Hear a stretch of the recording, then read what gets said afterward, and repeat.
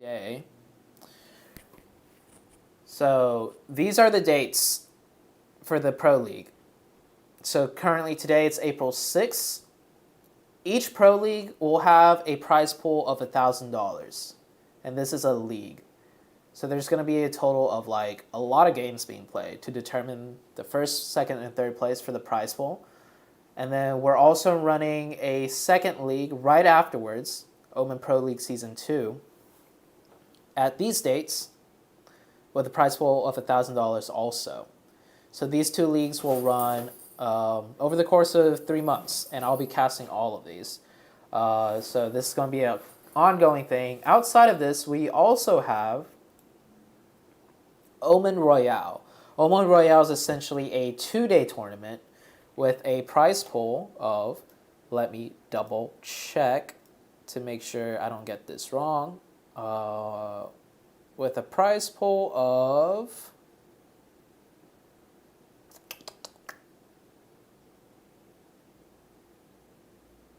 I believe,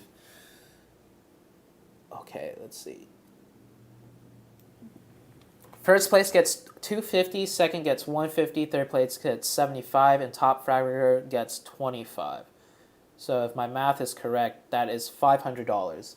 So we're going to run 3 Omen Royales through the course of these 3 months also, each with a prize pool of $500, totaling to $1,500, and these two totaling to $2,000 for a total of $3,500 and prize winnings for the next 3 months. And the point system will be PMCO setting point, or not PMCO setting, PMCO point system.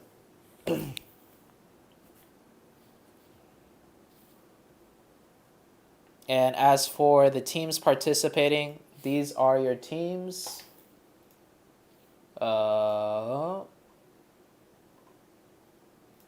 We will be getting better graphics, and I'll have this more in a full professional production later on.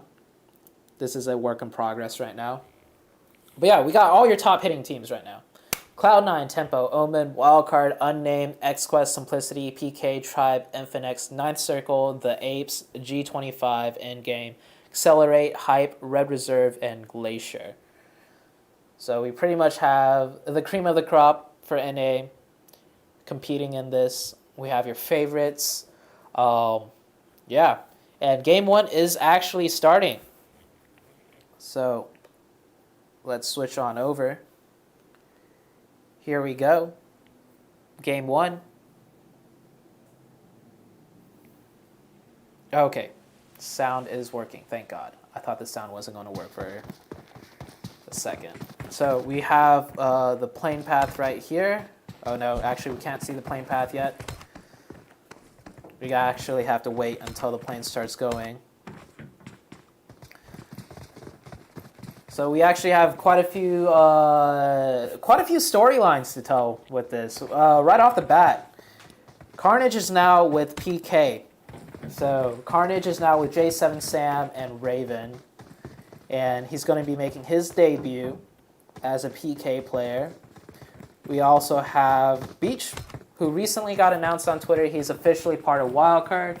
I'm pretty sure we all saw this coming, but yeah, Beach is officially Wildcard now. And Omen's competing in this also, but for the Omen Pro League, I will be casting all of it, and same with the Royale. So the starting lineup for Omen for these will be Angry, Nico, Juicy, and Telly. Let's get a look at the plane path. So, wow, a pretty boring plane path for the very first game of the Omen Pro League. We will probably see some hot drops though. Teams are still going to try and figure out who's dropping where. Obviously, some of your top teams will probably get their own drop site to themselves because a lot of teams know where they prefer. But it's going to be interesting to see which teams will contest one another right now. I'm going to follow this plane path closely. Wildcard getting the north side all for themselves, more or less. Couple teams dropping for cars to drive over to their spot. Tribe getting Rozuk all for themselves. That's a really good start. It looks like they will be sharing it with Ninth Circle. And I believe they share it with 9 Circle pretty often. 2 teams in Yasnaya, IFX and G25. We might get the first casualty here. He is flying extremely close to G25. Vigilante. Looks like he will make it safely though. Tempo getting all of Pachinki for themselves. PK doing a pretty wide split. I've never seen PK do a split like this. Not sure where Carnage is flying to. I think Carnage had a teleportation glitch. I know when I played on a team with them, sometimes his parachute would teleport. Seems like that is the case. TU driving along with GCR. Looks like the Omen team is trying to get to their usual loot spot, Mill to Power.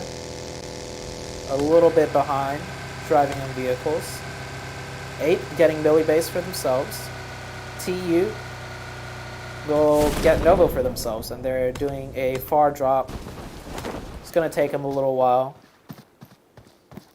But yeah, it looks like there's no real heavy contention. Never mind. Hype shooting at some of the C9 players driving by, trying to get to South George Pool. Looks like they will be safe. And wow, that's actually quite amazing to see. No casualties within the first drop time. That's always a good sign. That means people are taking this shit seriously. And here we go. Oh wait, I spoke too soon. What is happening here? Juicy. Oh, Juicy just popping off some shots into Milta. Letting GCR know that there's a team nearby.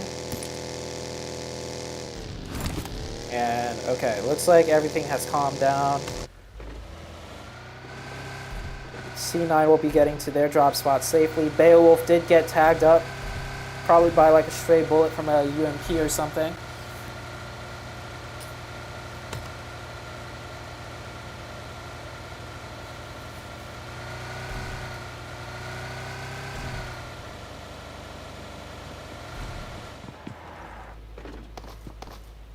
Alright, everything is more or less settled now. All the teams are looting where they want, looting up. And the first circle we have is a very northern circle. This is going to be highly favorable for wildcard. I'm expecting Tempo Storm to take a very central position. They leave relatively quickly. Looks like XQGs are already making the rotation. Zyfan leading the rotation in a buggy.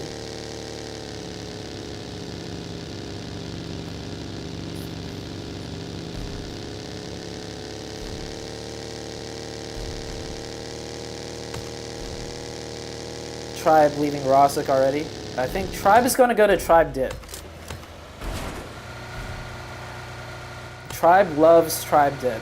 Tribe Dip is right around there where that shack is, south of Spring. Let's see if they do elect to go there. I know they love playing that spot. It looks like they are heading towards it. We call this Tribe Dip because we always find Tribe here when the first circles like this. They might actually take a stronger position. They might actually try and go for the warehouse here. And they're gonna run into wildcard. Spring's already on foot here. We're gonna see our first engagement right now. Alucard pulling up. Wildcard just nearly beating Tribe to the spot. They do take shots. Doesn't look like there'll be any casualties here. Tribe is forced to go elsewhere. Acer popping off some shots with the M4 3X. And oh, we have 9 Circle pulling up. Cabo, you need to... this might be the first casualty. Cabo does get knocked by Wildcard. 9 Circle losing the first member in this tournament, that being Cabo. Peril has to drive off now. Tribe actually pulling up right next to Wildcard, deciding to post up. And oh yeah, another new update. Sixus is now with Tribe. We all know Sixus loves using his bolt action snipers, but a bolty with a red dot, does he hit these?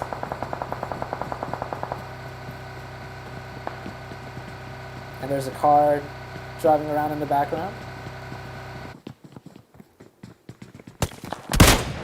He misses his first shot. All right, let's see what else is happening. Tempo also electing to go more central. They usually try and get as center as possible. They do run into 9th Circle, and 9th Circle losing their second player. Memo downs Wildcard Acer.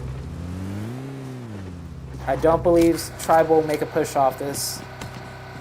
And I think actually one of them is DC'd. No, actually this guy's just moving his cars around constantly. So yeah, 9th Circle now down to a 2-man right off the bat. Very unfortunate.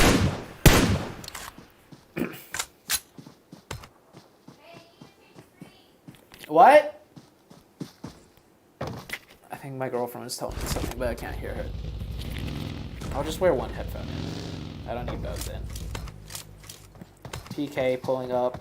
They're going to control a 2-2 split north of Rozek. Simplicity, 4-man setup. Really close on PK's backside. I think PK will elect to take the gas station, seeing that it's clear. Doing a bit more scout work. Oh. 8 rotating out of Millie base. Really close by to 2 Omen players. I think they will rotate by. I'm surprised to see Omen is so split. I don't know what happened here. Omen usually for long rotations stay right next to one another.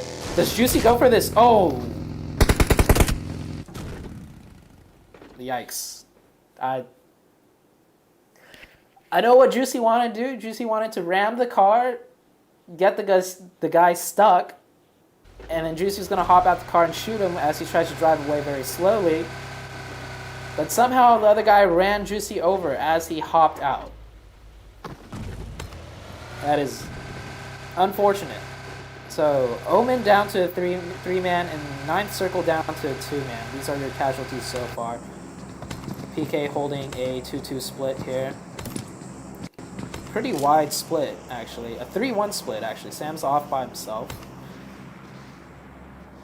XQG rotated from farm up into Rozek. A lot of these teams are playing very central. IFX just now rotating out of Yasnaya. And more shots coming out from Seagut, or the Tribe team. I think they're just putting some shots into Wildcard here, going back and forth. Wildcard holding the warehouse. Tempo Storm holding a 3-1 split, just like PK. It's interesting to see that a lot of teams are deciding to hold 3-1 splits nowadays. Usually it's always a 2-2 split. We might get some more car shenanigans here. A 4-man team of 8 driving right up to Nico. Pops off some shots. Very wise decision to try and leave immediately. Nico is isolated. Yeah, so if the Omen team left altogether, what happened to Juicy would not happen. So that's why I was saying I was pretty surprised to see Omen so split in a long rotation. That usually is not the case. C9 rotating in. Looks like C9's playing more of an edge strategy nowadays. Usually I see C9 rotate in from George Pool straight across towards where like Hype and Simplicity are. But they are making a long south wrapping rotation. So they're implementing different strategies. Nico's set up above Ape right now. Nico with the Scar 4X. I don't know what kind of attachments he has. He will start taking out the wheels. And immediately gets return fire upon him. This Ape team is not messing around.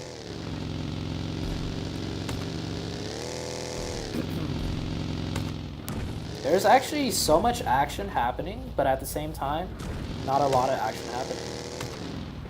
Like, there's the potential for, like, something to happen. Like right now, Osazuki might just knock this C9 member out of his car.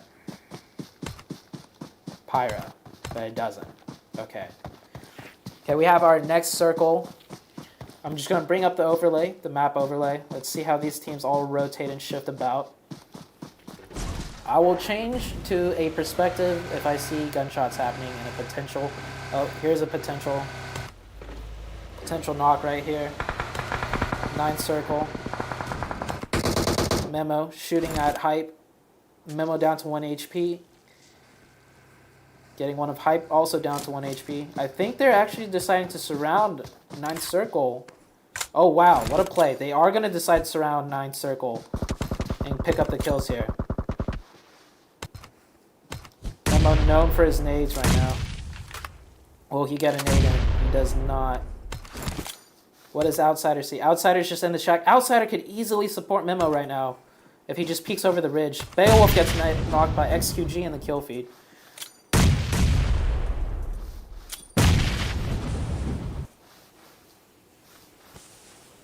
Seagot getting a knock onto Rain and actually getting the kill and thirst off onto Rain. Memo utilizes his smokes and PK also fighting. Oh no, PK actually got caught in a crossfire between Tribe and PK, and that is Tempo Storm all dead. Now Tribe is fighting PK. Alucard getting a clip for his sniping montage. Oh, does he get the thirst on this? He might actually get the thirst on Carnage here. Trying to hit them from... Oh, he hits Carnage! Carnage is going to be so pissed if Alucard gets this thirst.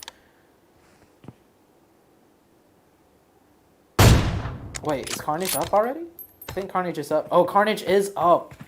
Oh, that wasn't a shot. Carnage got revived, so he got revived at 1 HP. Okay, I thought Alucard almost thirsted him there. And Tempo Storm just getting caught between Tribe and PK on that rotation. Beowulf got knocked in the kill feed earlier to XQG, but they do recover.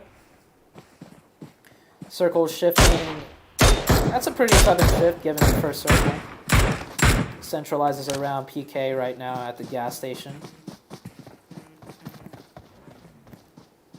Memo, I'm surprised Memo survived. Oh, Memo actually is knocked right now by Hype. If Hype was paying attention to the kill feed, they would know 9th circle is a 2-man and now is solo. Irish getting VSS'd. Now Outsider's the last alive for 9th circle. Will Hype push? Hype actually, no. Irish actually VSS'd one person from 9th circle, or not 9th circle, from Hype. So they may not push Outsider because of that. You have G25 set up, shooting at, I believe that door is actually not there, and he's shooting at Tribe's buggy. It might be Sixless's buggy. No, it's probably King A's buggy. Or he was shooting at a buggy close to Tribe. And just like that, we have one team already out, that being a Tempo Storm.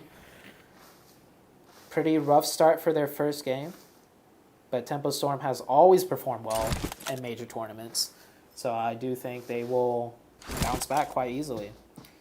Do keep in mind, this league has a total of,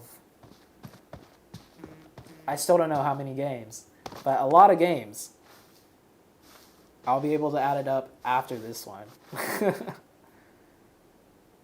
Looks like Hype is going for the finish onto the last 9 circle. Outsider, last one up, and he does get taken down. 9th circle being the second team to be eliminated. We are down to 59 players now.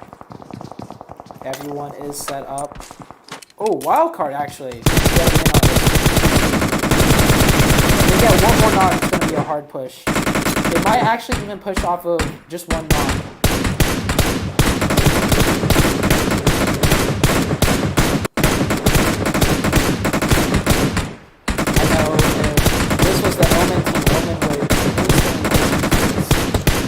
But I know Wildcard is one of the more, I would not say passive teams. They're a team that plays they're a team that does what needs to be done. If an unnecessary push doesn't have to happen, I don't usually see them making pushes. They're a very consistent team in that manner by minimizing potential mistakes to a bare, I'm going to use the same word again, minimum. Yeah, so Wildcard actually does not push off that. They just play for the zone, and what a hard shift. This shift is going to cause a lot of casualties. First one being Beowulf, potentially. Beowulf does crash in a 1v4 situation. The rest of the team rotating in. Beo could secure the red push. But it looks like Beo is actually stuck. His team will not be driving in to support him. Omen edging onto the side to see what happens with all these teams rotating by one another. The south part of the circle is a clusterfuck right now. One person from Red, Maniac from Red pulls up onto C9's backside. C9's really caught in a tough position right now, but I think they do give out the comms that it's a solo that pulled up. They will be making a push. Aider instantly on the Overwatch, and it provides perfect Overwatch position, getting the knock onto Red. Beowulf, unfortunately, is stuck. The IGL does throw out some smokes. Gets into his spike. Ooh. Almost makes it, but gets knocked by GCR. They will get the thirst on Beowulf. C9 now a 3-man team. Ape right now chilling. Wildcard prioritizing rotation, edging onto the least congested side of the zone. Omen currently in the yellows with Juicy being the in-game leader currently down. This may affect their rotations. Accelerate on the southeastern part. We still have Simplicity needing to rotate in. TU rotating in. And Hype may just rotate right into Wildcard. Hype and Wildcard were in very close proximity the previous circle, so it's not too surprising that they are taking a similar rotational pathing. And we do have a fight between G25, a close range fight between XQG and G25. We have one knock from each side right now. And AZ getting thirsted though. AZ probably just should have stayed next to the wall. Cannot be thirsted from. It is now a 3v4 situation. Trail Mix will get revived. Cha-Cha getting shot down to 1 HP.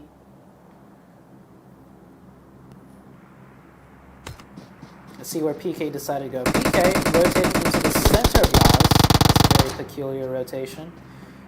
Oh, that nade. Bouncing off the top wall. Giving Killswitch a migraine. Oh, Carnage. Carnage with... Oh, Killswitch. Oh my gosh. Action just happening back and forth. Going back to Killswitch.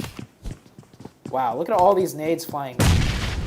Oh, Killswitch gets a knock and a thirst with his nade he threw previous. What an amazing grenade. That's a full out push. It's a 4v1. Starlight trying to get a revive right now. I'm actually pretty good at this casting. I'm surprised I got that. I got that nade in time. Wow, what a nade. Molly on the stairs to delay the push, allowing for a revive to happen. Push is still going to come out. Starlight gets shot down. Saipan 1 HP, and it is a clean wipe by G25. Wow, I love the aggression. Meanwhile, we do get another circle shift, and lo and behold, the C9 getting blessed with the zone. That's usually a wild card thing. But Nico going down and going down and thirsted actually. So Omen team now as a 2-man driving out in the blue, trying to find a spot in the zone. Ape will get an easy rotation in. Wildcard will work in from the least congested side of the circle. Wildcard typically, if they do get blessed, they get blessed on the net circle. So Wildcard's going to edge in around the north, and then if they get the zone, that is what you call a Wildcard blessing. C9, they usually get blessed in like the 6th circle or so, kind of like this one.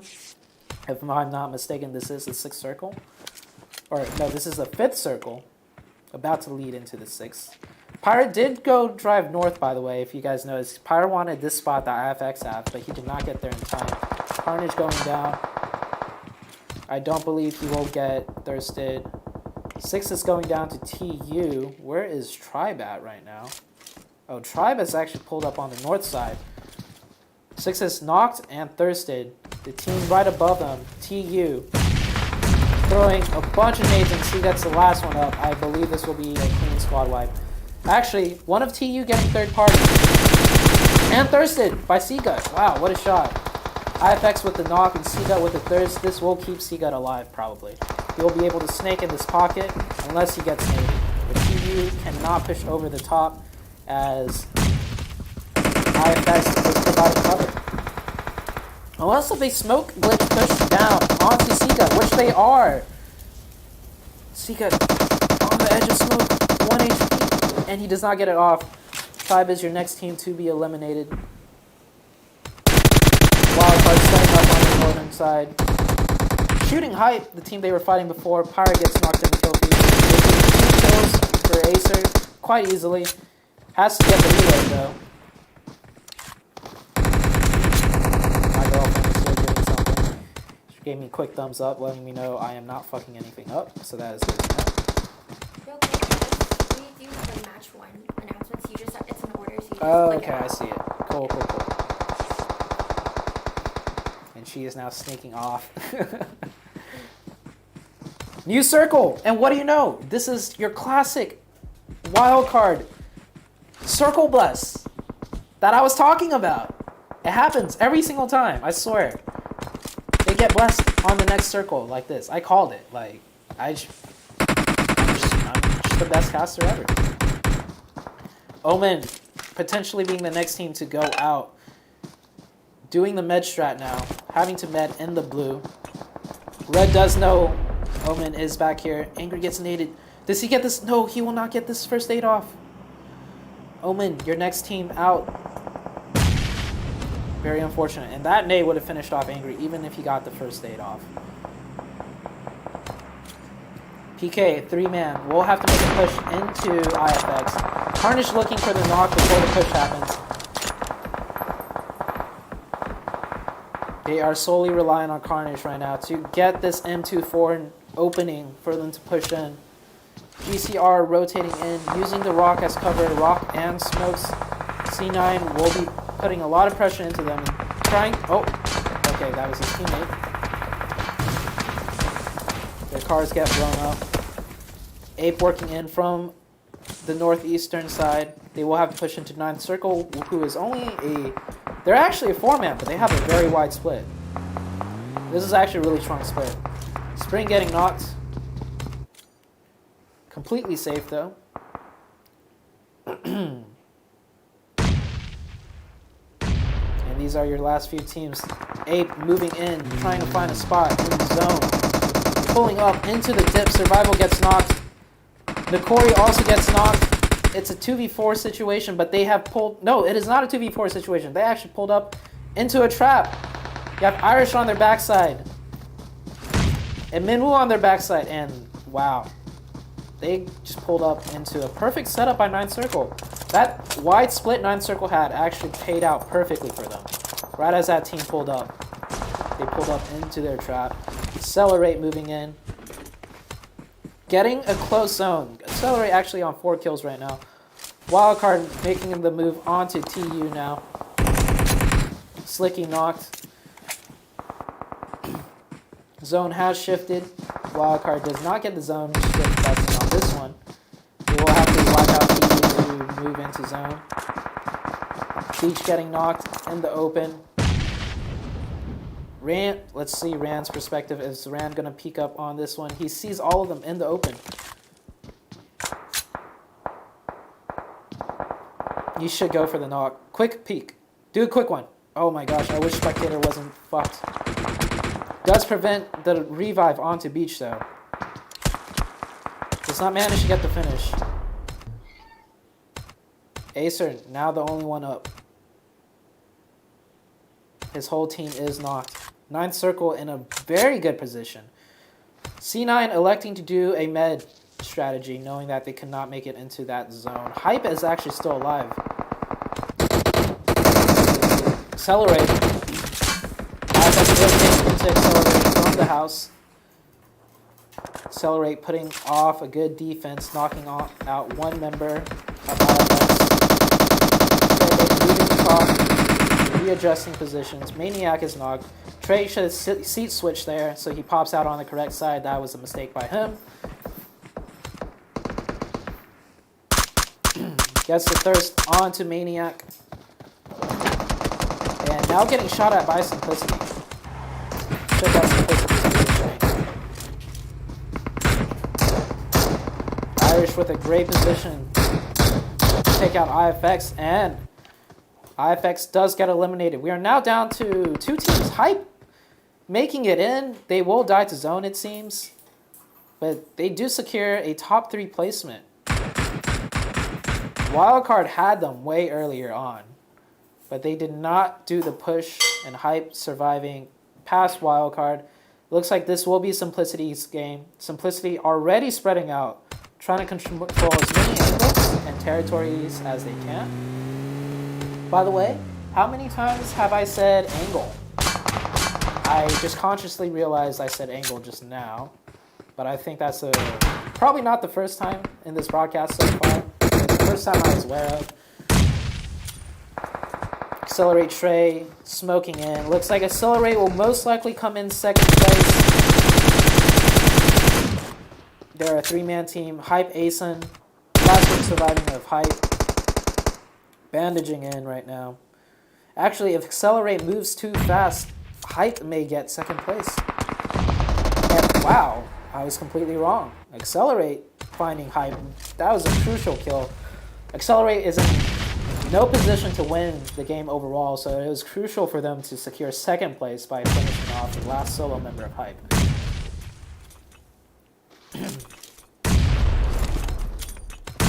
And Jag getting knocked. Let's see the push in.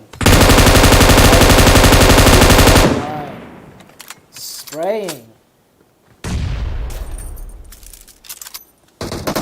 Simplicity. Amazing, amazing, amazing. Zute, when this game is finished, can we get a Zuki party? Okay, I'll bring Zuki onto camp. And there we go. Simplicity with the first win of the OPL with a total of 12 kills. Accelerate coming in second with 7 kills. Hype coming in third with 2 kills. IFX with 8. Let me take a drink of water before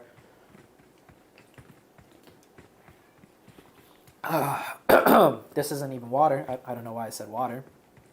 TU coming in 5th. C9 6th. Wildcard in 7th. The GCR in 8th. PK in 9th. Red in 10th. Ape in 11th. Omen in 12th. Tribe in 13th. 14th is G25. XQG in 15th. 9th Circle in 16th. And Tempo in 17th. That was actually quite an amazing first game. I caught quite a few highlights. The one big highlight I missed was Tempo getting caught between 2 teams. That would have been amazing to watch. But we saw an amazing nade by G25. Kill switch, I believe. G25 kill switch. Getting a knock, and then a knock and a thirst on his second nade. Onto XQG, and an amazing aggressive push. We caught Juicy hopping out of the buggy and getting run over, trying to do a play onto one of the members of, I forgot what team that was. And we had, what other highlights did we have? We had quite a few highlights. Pretty amazing first game. So let me go get Zuki as our members set up the next game. And we have the second map coming up. That being Miramar. Actually, let me double check. This is Miramar. Okay, I'll be right back, guys. Bring on Zuki. Zuki, it's time for the post-game Zuki cameo.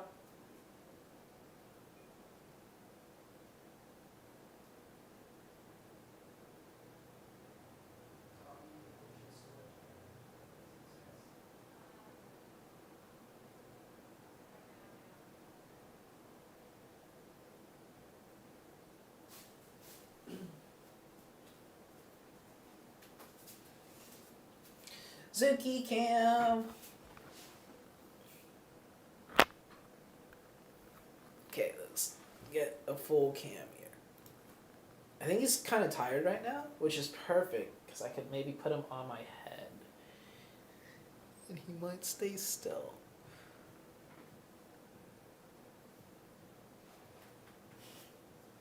Okay. Hold on. I'm gonna balance him. Okay, put him down. Babe, give me your wallet. I'm gonna go to Popeyes after I start this room. So I'm gonna get you some food. Okay. Yeah. I have been trying to balance Suki on my head for the past few days. It is actually the greatest feeling ever. So his fur is like super soft, right? And then his belly is like so squishy. So when I put him on my head, it's like the comfiest like head pillow adorableness thing ever. Anyways. Up next, we do have Miramar. So currently my staff is working on the scores. This is the first time for us running a league like this. So I just asked Sakamite, scores may not be available potentially after the first match. We are hoping to have updated scores in between every game. But, like, yeah, this is our first time running this tournament, so we may not be able to get that happening on day one. This is day one, by the way. But we may actually be able to get that happening later on. And later on, I'm going to do a lot of cool shenanigans with the green screen. We're going to have to set that up. I'm planning on doing analysis days where I go over these matches.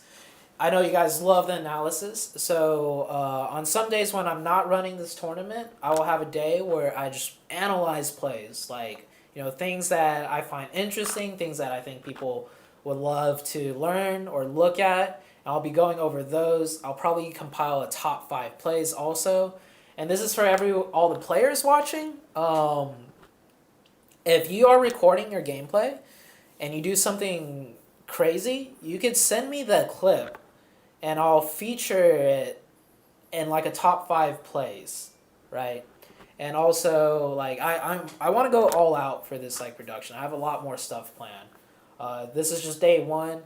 Like, it's gonna be pretty basic, you know. Just you have your overlays, you have me casting, but I want to add on to a lot of entertaining stuff.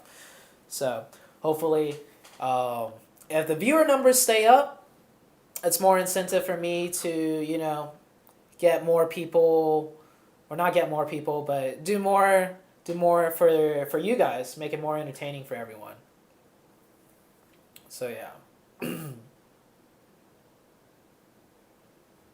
Okay, so babe, are you gonna let me know when the next room is out? It's out. It's out? Yeah, just look in the team Discord. I posted the... Oh, okay. Yeah, make sure you have the next map stream.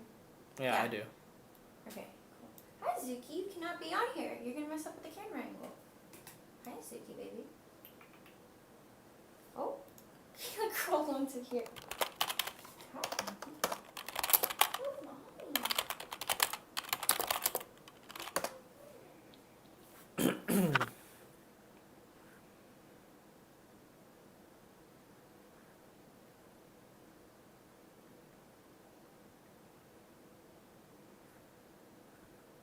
Okay, so I do have the right overlay up. I am not leaking match codes, so that is a plus.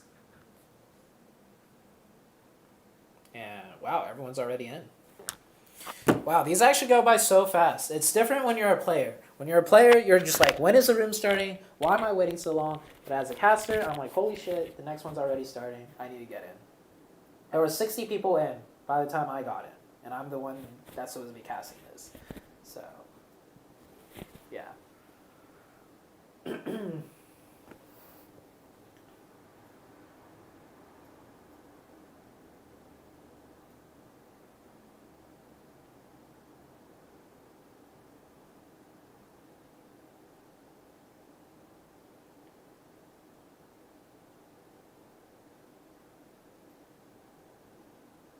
Okay, did you guys? I'm like watching my own stream back on 5 minutes. I want to see him on top of my head again. Oh, here it is. I'm watching it right now.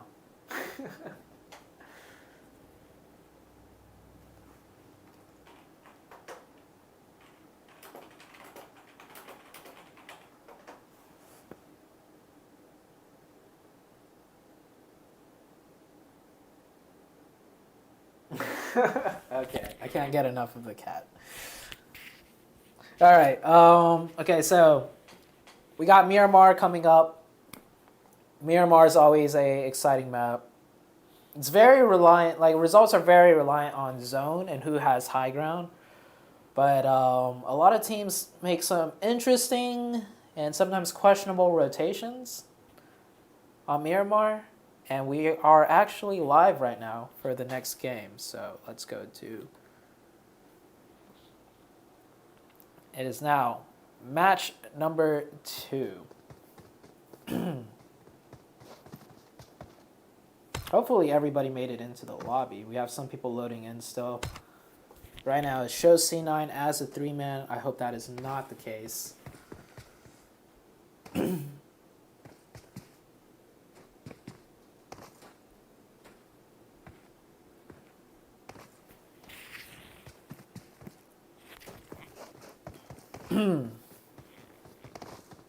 It looks like C9 is... Oh, wait. No, they're a 4-man. Beowulf's name just never loaded into the top left. And we can't see flight path as a spectator anymore until the plane takes off. So that's interesting.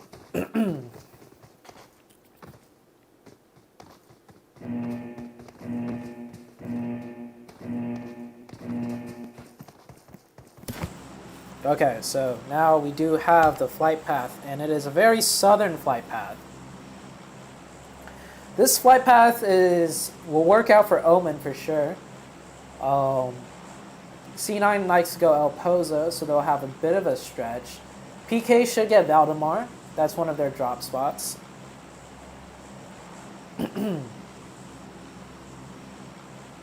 So let's see where all these teams elect to go. So Erangel, nobody dropped on one another.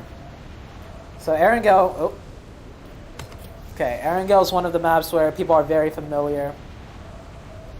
But with Miramar, with it so hard being to get to certain cities, especially with a plane path like this, we may see some teams just drop on one another and deciding to fight for loot rather than wasting too much time driving for a city loot location.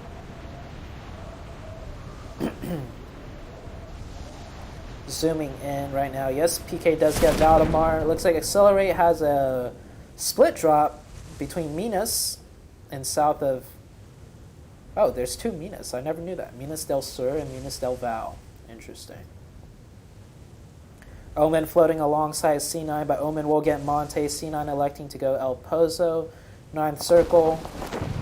Oh, Angry popping off some shots. Trying to get some floaters here. And did they actually land? Oh, they landed and got in a car. I think the bus was bugged, so they did a quick seat change. Looks like C9 will get free. Wildcard doing the only team looting Los Leones, actually. That's surprising. That will probably change later on as teams realize Los Leones is quite open and we have 2 teams right on top of one another. We have IFX and TU dropping for the same buggy. Lucas gets the buggy. Is he going to go for some car run over kills? No, he is not. Hype getting Impala. Rest of TU stretching down the road for vehicles, and it looks like IFX will just have to loot north of Impala. GCR, I don't know how this happened. Ghosty getting super split from his team. Simplicity looting Minas Generalis. What does Minas mean? There's 3 Minases on the map. XQG doing a split loot, I think. Or did this guy loot graveyard? No. I think they were just dropping for cars but didn't get any. But they are doing a loot around Power Grid, San Martin area. Interesting split by red. Oh, red is actually a 2-man this game. That is so unfortunate. I don't know what happened, but 2 of their members did not make it in. And we get a zone. Wait, where is Tribe?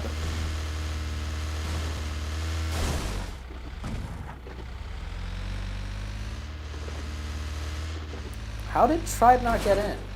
Because I see Chuma's open, and I'm like, Tribe loses Chuma.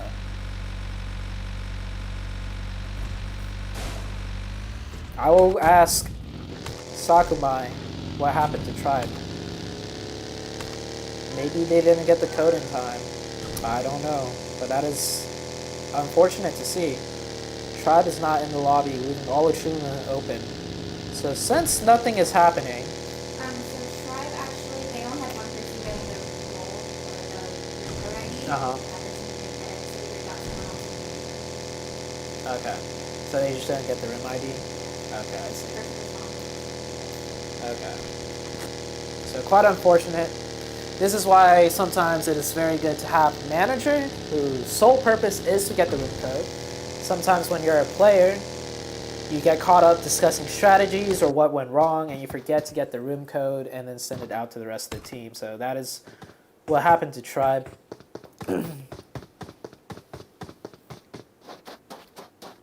I think I had the wrong overlay up. Yeah, I had the wrong overlay up when TU grabbed the buggy and potentially might have ran someone over. So, yeah, you guys were watching this. My bad. Okay. So, Miramar is going to be one of the slower games, along with Vikendi. So I'll just keep this map stream up, since nothing's going on. And my bad for not switching perspectives. But it's not like he ran someone over anyways, so it's not like we missed anything, right?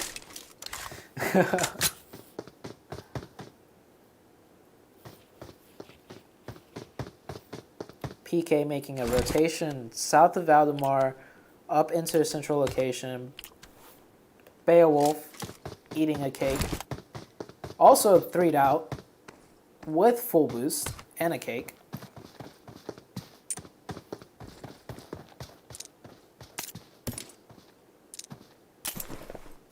Rain leaving extremely early to scout for his team, getting probably as central as possible. I think he wants to get on top of Chuma. We have Red Rage here, rotating really closely, right next to Raven. Gets out of the car, goes for some shots. Gets right back in the car. Raven also stops to get out of his car to start shooting. Gets one hit onto Red Rage. Red Rage will be able to make it out. Red being a 2-man this game.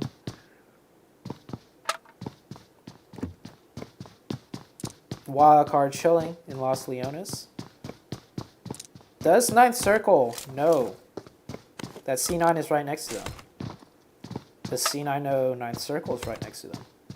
9th Circle came in from the far west side of El Pozo, and C9 drove into the far east side of El Pozo. So there may be a chance that they don't know they're right next to each other. Uneven. I think might know he's running back right now. He's in FPP mode. Does 9th Circle see this bus? Oh, Memo's trying to get onto the God spot. Oh, if he gets onto the God spot here. With the VSS. Okay, let's watch this. Let's see. Uneven does get knocked by Cabo with the M16.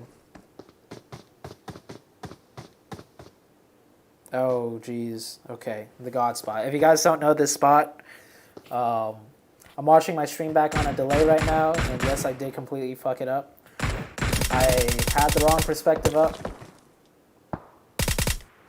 I think Bayo knows this spot, yeah. They're shooting up there. So they're aware of Memo's location. This is the highest building you could get up to in El Pozo. Looks like both teams are backing off. Oh, you actually might get a fight between Hype and IFX. I believe IFX usually loots El Azahar. So they were going for the same cars to get there, but TU beat them to it. IFX smoking the buggy. They really do want that buggy. Leo throwing a preemptive nade towards the smoke in the buggy. That was a really good, accurate nade. Let's check the loot on these teams. I don't think they're looted with such a small area to loot. Peralta with the M16, M16 AK, level 1 vest. Vigilante with an AK Uzi, level 1 vest. No first aids, no boosters. No first aids here, also level 1 vest with the M4 AK. And no first aids either for Marvis with an AK Uzi. Yeah. Collectively, as a team, they have 0 first aids. That is what happens when your drop does not go according to plan. And you don't get to loot where you want to loot. Ooh, one person from Red going down, and he does get thirsted by G25 Cha-Cha. Red now down to a solo. Very unfortunate.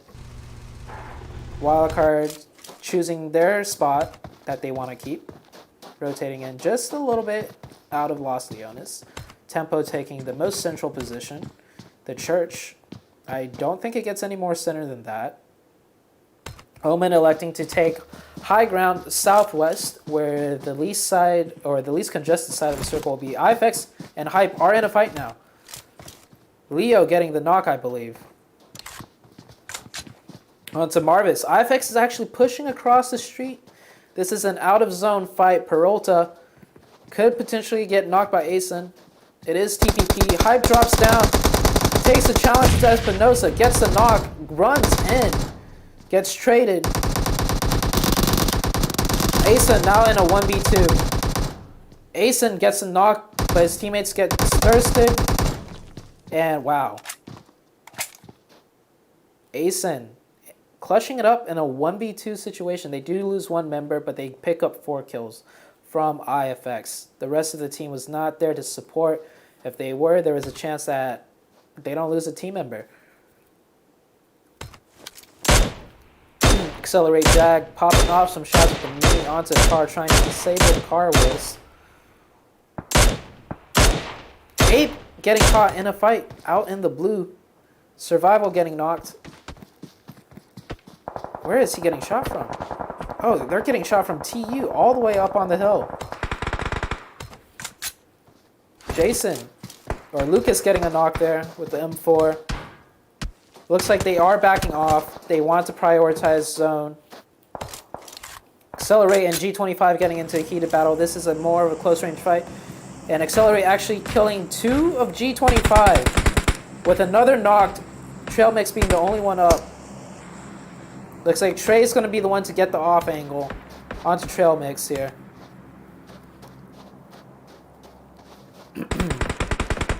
Trail Mix the last one alive. Let's look out, see what Jag can see. Jag with the 8X Mini, quite deadly. Maniac also with the Car 9. Oh! Caught that shot just in time. Car 9 to the head. Clean, crisp lock. That's a meme if you guys don't know. It's a meme from CSGO. But yeah, what a nice shot. I'm quite proud to be able to catch these amazing shots at the very last second. PK pulling right up into Omen. J7 pulling up extremely close right now. Driving up. Oh, J7 drove up a little bit too close. PK does have support for J7 though. That's great to see. Zanio bleeding out to play zone after getting knocked by TU in the kill feed. So that right there is something I like to highlight. It looks like J7 was about to drive in solo into a whole team of Omen, and it looked very risky. But you can see PK was posted up on all these ridges to support J7 in case they peek over to shoot at them. So that's how J7 made it out alive, doing a quote-unquote risky scouting rotation. He had 3 members supporting him. And Nico actually knocking himself to his car. Wildcard and Tempo trading shots now. Looks like they did isolate Beach. They knew they isolated Beach, and getting the knock, they will make a push onto this. This is really aggressive from Tempo. I don't usually see Tempo playing this way. But they put Tempo, or Brain, and... oh, they pushed up as a 3-man. Okay, they pushed up as a 3-man. HH is sitting back holding Overwatch. Beach does get revived. Spring and Slicky playing support for Acer and Beach right now. Rain actually pushing out into the open. This might be a little bit risky. But he does have cover from his teammates. And Wildcard will be able to stabilize. Oh, and Temple pushed up because the zone shifted. That makes more sense. I did not realize the zone shifted. But with the zone shift, Tempo does want to get a more central location. So they use that knock opportunity to push up. Now, C9 is also shooting down on top of Wildcard. Wildcard is just packed between C9, Tempo, and even Omen. I think...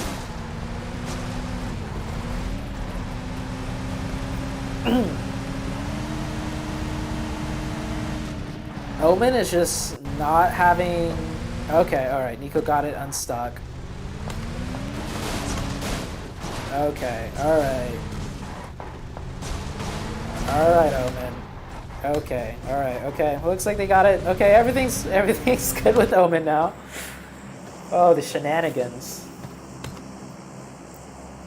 So many shenanigans. Okay, let's see how many are up from Ape. Ape got into a fight with TU out in the blue, and wow, Ape is actually down to a solo getting caught in that scalp. But they do have 1 kill, and I believe it is onto TU. So yeah, TU losing a member, Ape losing 3. And now both of them are forced to rotate in super late in the blue, which is not good for either team.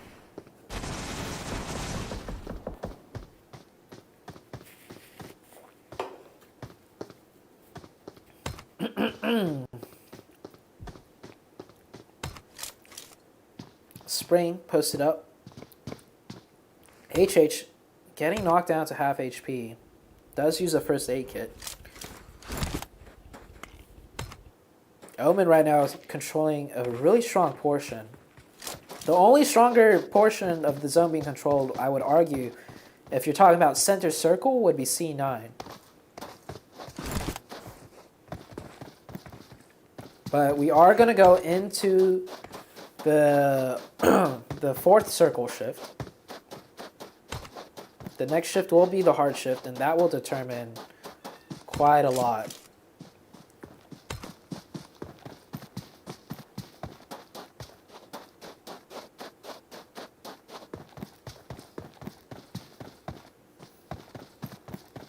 Ape rotating in onto the edge.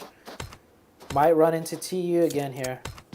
And wow, here comes the hard shift. Now Tempo having one of the better, and Tempo wildcard. I would say Simplicity has probably one of the dominating positions simply because this whole northern side they can control with relative ease. Wildcard will have a tough time moving out of Chuma, but if they have vehicles, they can hop from building to building quite easily. And Nikori. Oh my gosh. And it has happened. The duel between Ape and TU continue. Ooh, that was a very quick prone reaction. Nikori, if you guys don't know, is Gabby? I think Nikori is Gabby, if I'm not mistaken. And wow, actually going for the push. As a 2-man team going for a push, TU is very aggressive. 9th, Kabo gets 2 knocks onto PK. We have a fight between 9th Circle and PK right now. Carnage is knocked, I believe. No, he wasn't. Now he is. I don't know how this happened, but PK now is a solo. Sam being the only one alive. 9th Circle picking up 3 kills. And it looks like TU is really pissed. They do know Ape is a solo because they were fighting them earlier. That's a good nade. Forces him out onto the balcony.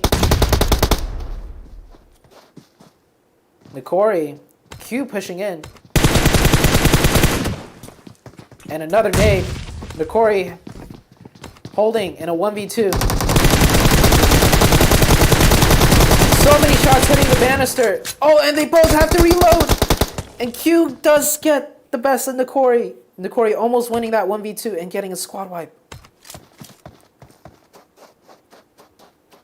I could already... This one's for you, Zaniel.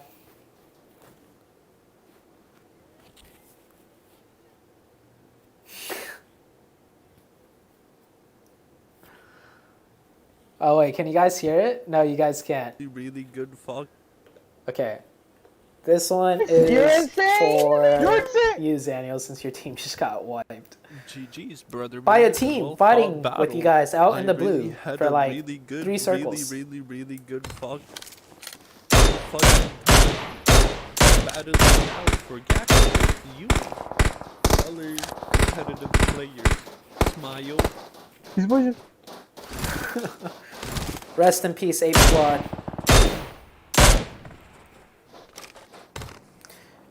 TU do end up losing a member, but that wasn't their fault, right? He got knocked out of the buggy and thirsted. But as a 2-man, they decided to pick up a kill point and secure a placement. I think that was actually the right decision.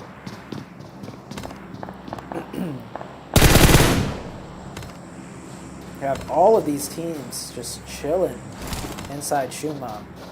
Omen with a lot of lines of sight right now.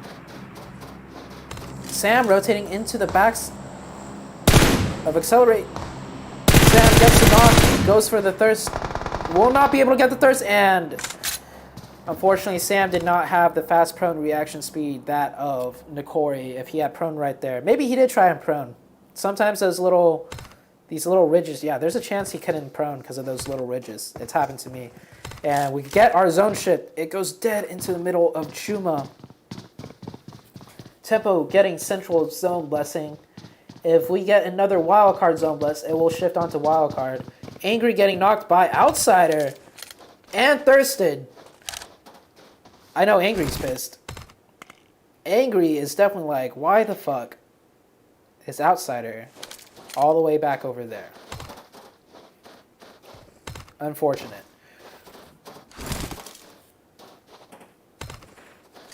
In circles like these, you always need at least one player on the far edge of blue watching the backside. Spec getting a knock onto Minwoo. And getting the thirst onto Minwoo. Minwoo getting thirsted out. Not in the cover of the buildings yet. He was pulling up. Wow, he was pulling up in a buggy and got knocked maybe. Tempo controlling the low ground and the high ground with a strong 2-2 split. I like. That is a very good split. C9 controlling the western side of Chuma on the high ground.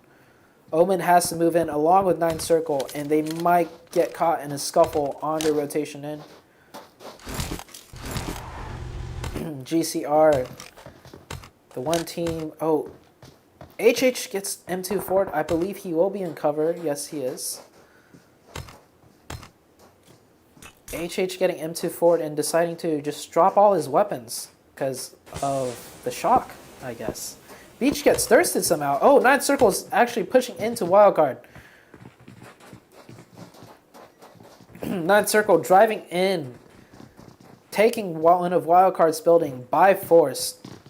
Beach being one of the casualties, and Acer is now caught on a cross. And Omen actually deciding to drive right into the backside of 9 Circle, going prone, using the little ridge line to their advantage. Does manage to get in safely.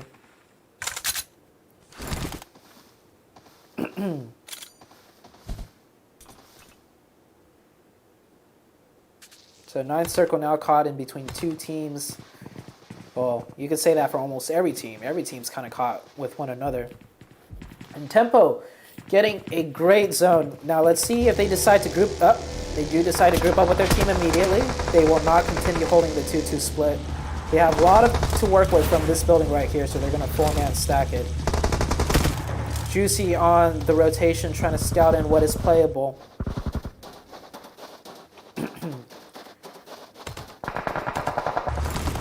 Wildcard and C9 now fighting. It would be very smart to use this time to get in front of all the teams, and I think that is what Juicy is doing. And Juicy does get into a really good spot. Very strong position, dropping smokes down for his team.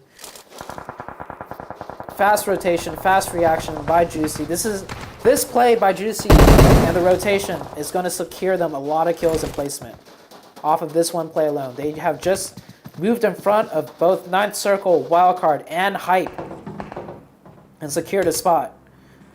Now all these other teams will have a hard time moving in.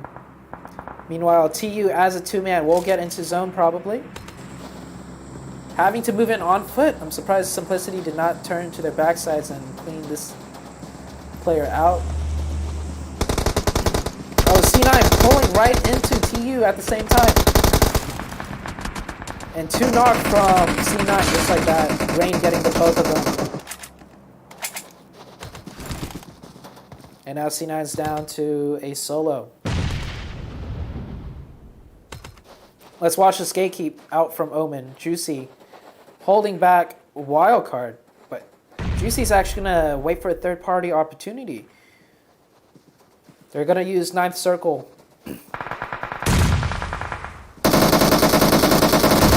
And wow, that nade by Telly along with the shots from Juicy. Throwing in multiple nades into, I don't even know what to call this. But now you have 9th Circle pushing in to Wildcard. Along with Omen nading Wildcard. Juicy will get this knock. Or gets the kill and the finish. Now 9th Circle pushing in and it's 3v4. Nico in the smoke glitch. Great use of smoke glitch. Gets an opening knock.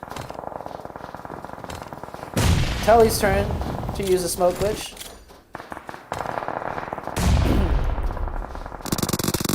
He may just get revived. Oh, Memo actually knocking Nico right through the smoke.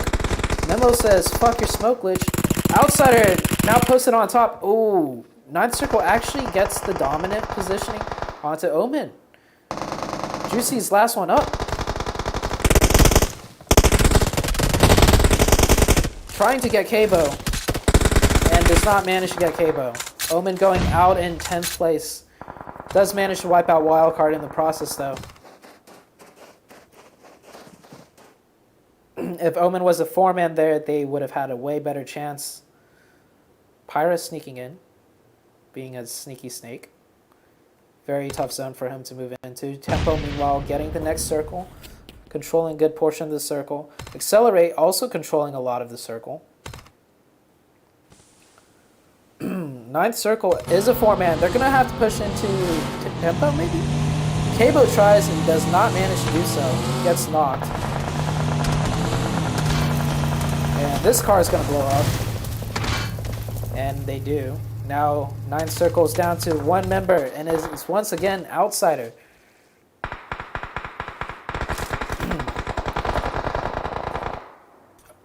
9th Circle could have potentially just played right here, right next to Tempo.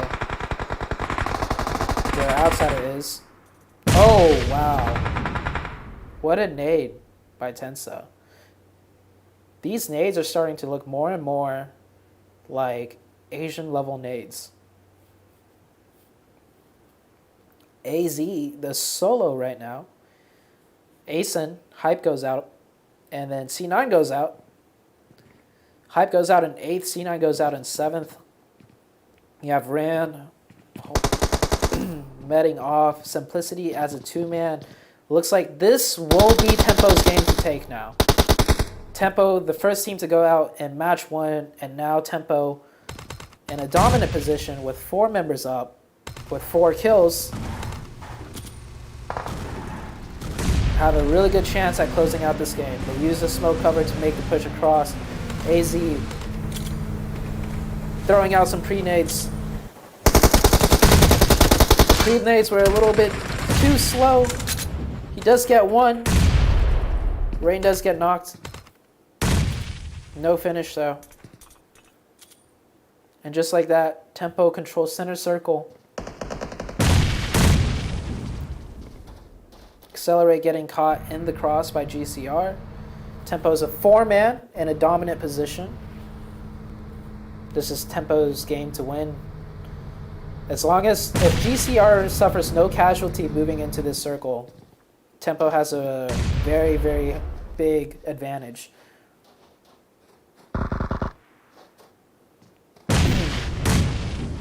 Simplicity catches the last member of TU. Lolo and Irish moving into the 4-man team of Tempo. Nade coming out. Jesus, Tensa, that is your second nade. Tensa has homing missiles on his nades. GCR fighting, accelerate, Tempo, finishing off the rest of Simplicity. And don't tell me that nade was by Tensa. Okay, that nade was by Rain. Wow, the nades are on point by Tempo. Extremely strong team. A dominant second game performance compared to their first. And now we have a 3v4v4. Zone does favor Accelerate side. Accelerate will get pushed in by 2 teams. I imagine Tempo, if they push it correctly, will suffer the least casualties, and then they could just end up wiping the rest of this game. Another nade. And a thirst. A nade and a thirst by Tempo. Spec moving in. This might be a little bit preemptive. Tempo might just put themselves into a third-party position. Rain needs to play it slow right now. And wow, these nades are just chunking.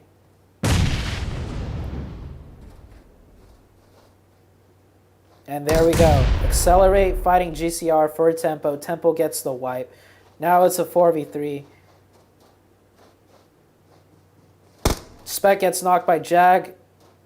Accelerate has the advantage with this wall TPP peeking. That was a very, very premature push by Spec. The rest of his team was not ready to support. We are now in a 3v3. How many more nades does Tempo have? Oh, I'm surprised Tensa did not get knocked by that nade. Accelerate.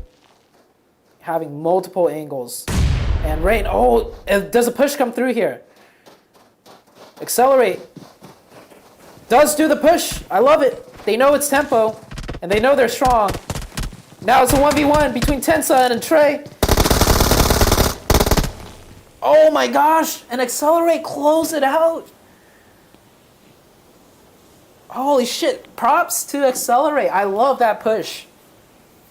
I love that push. Especially because they were fighting Tempo. Like, I know Accelerate is a very experienced team, but you will get those teams sometimes where they get the opening and then they're scared to push because it's TPP and they knock someone from a very strong team. Now, Tempo still almost won that in the 3v2, but they Accelerate committed, they went for it, and it literally came down to the last bullet. But they won it. They secured it. I would love to hear Accelerate's reaction when they won. I wish I had comms listen, and I bet they rejoiced.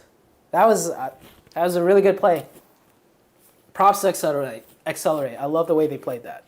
Tempo redeeming themselves after game 1, though. Just like that, Tempo securing a second place finish with 9 kills. Accelerate winning the game with 12 kills. GCR coming in third with 0. Fourth is Simplicity with 2. And TU coming in. Wow. TU as a 2-man after getting into their fight with Ape comes in 5th place with 8 kills. Shoutouts to the last 2 TU members. They also basically killed C9 on that pull-up.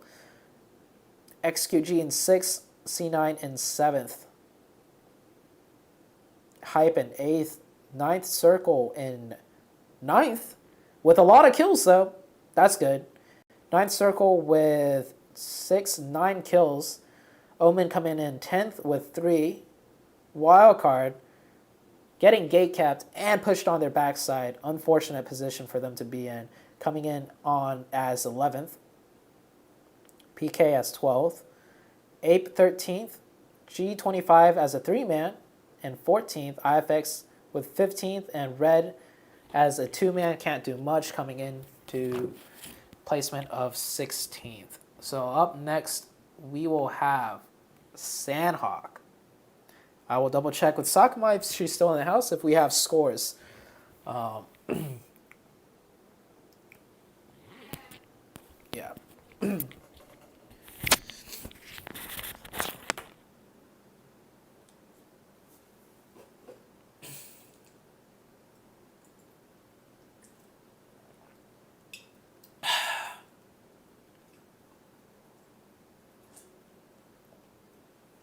This, by the way, is not soda. If you guys haven't had this drink before, tell me how many of you guys have had this drink. It's the Yeo's brand, Chrysanthemum Tea Drink. Not sponsored. It is very tasty. And I may need some G Fuel to keep the energy up for the next few games. That is hashtag sponsored. But G Fuel is pretty good for an energy drink, I'm not going to lie. Alright, so up next we do have Sandhawk. And I am going to... Actually, before I go get Zuki, let's talk about the last game, guys. So, that last game was quite the Miramar game. So many teams are caught in Shuma, and you just never know how it's going to play out with the circle shifts in a city, right? Tempo was one of the more controlling, dominating teams throughout the last few phases of the circle, controlling the prime location every circle shift. But unfortunately, they just got caught by the nade, and Spec pushed a little bit too early out by himself and got knocked with no trade potential. That might have costed them the game, but they did end up second. Very well played. Accelerate, coming in huge with the win on Miramar with 12 kills. And... Are you in the... No, I'm not. Match is in there. Okay, yeah. I'll get in the room. They're going to tag you for scores in the Omen. Let me do. In the Omen server? Yeah. Get in the room first. Right there. Okay. Get in the room.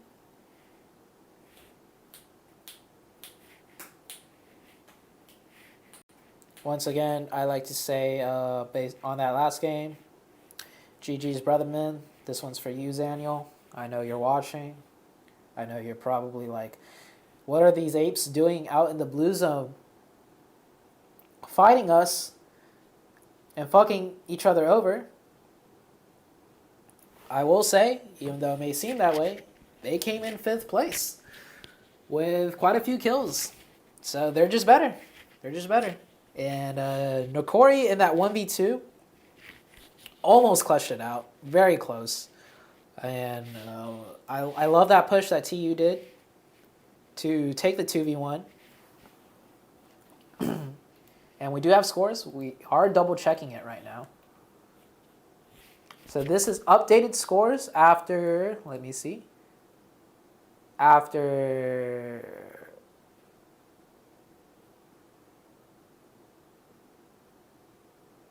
this is just match 1 scores, right? We're waiting for match 2. Okay, so we do have match 1 scores. We're going to wait until we get both scores up, or match 2 also, and then we will show. You should download it and then just paste it on there. Paste it on wait, where? yeah. You can just drag and after you download. I'm just going to open it in a browser and show my browser. But it's your browser isn't connected to the stream. What do you mean? I just click browser. Okay, fine. Okay, just don't do Yeah. it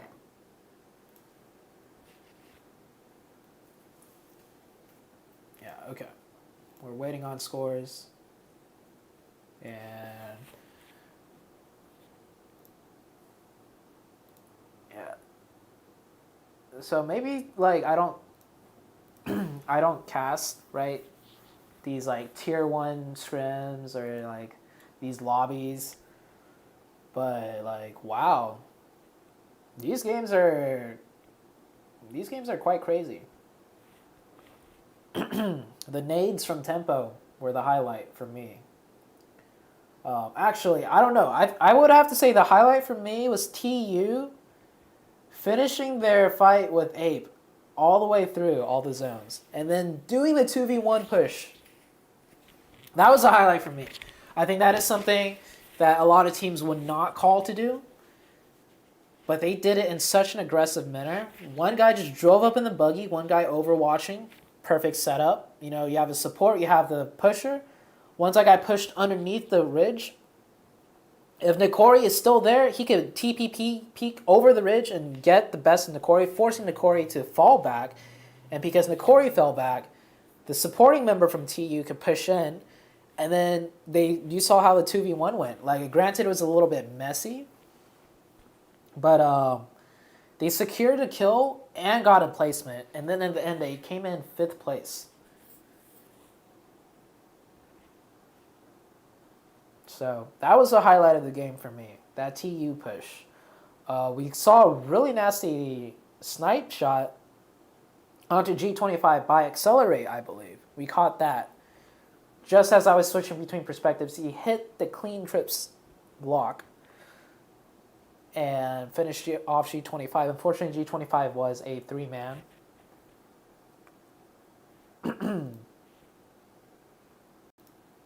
And let me see, do I have updated scores? I do not yet. Not yet. We will get the scores very soon.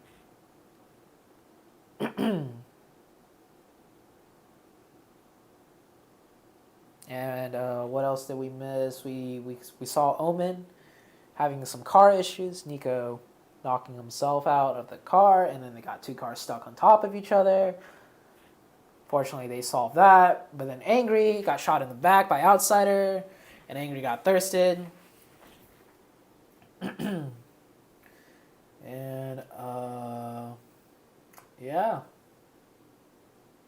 By the way, Adder on C9 is a member of Unique.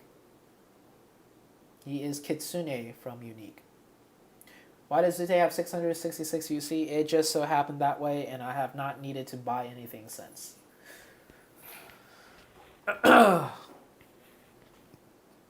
And we're going to have to bring up the scores later, because the next match has already started. The next match being Sandhawk. We are now on match number 3. We'll just do final overall results for the day, just because it's day 1 and we need to get everything worked out. Right. System.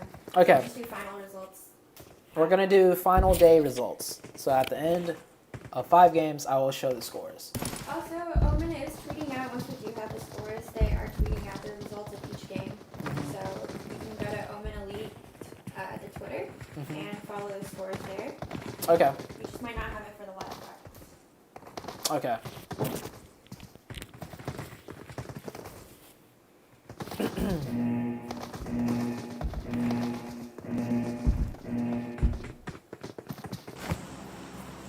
Alright, we do have the plane path. Everyone could drop where they want, as per usual, usually with these plane paths on Sandhawk. But instead of the usual 16 teams, we have 17 teams. Tribe did get in this time, so that is good. Red is a 2-man once again. Wildcard, or are they a 2-man? No, red is 4. Everyone, it looks like everyone's a 4-man. Are we gonna get any hot drop contestants here? G25 will contest Paradise with C9. They are splitting it. G25 holds the east and south. C9 holds the north and west. I remember doing a scrim once with C9, and they did say G25 does do this, so this is not surprising for them. Meanwhile, we have a interesting split loop by Red and IFX. Red Sky's caught in the middle of 2 IFX members. We have Omen doing a split loot. XQG controlling all of boot camp for themselves. And Seagut. Ape and Tribe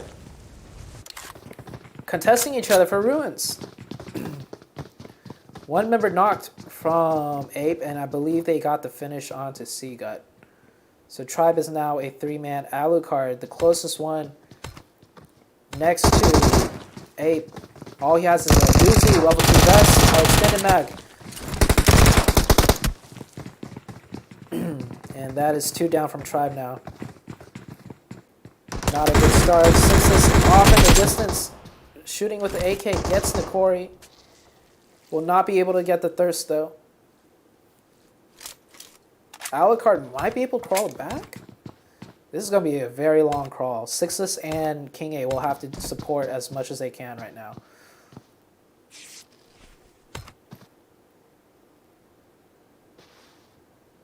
And I don't think any of these guys have meds. Yeah, they're all 1 HP. This is going to let Alucard crawl back potentially.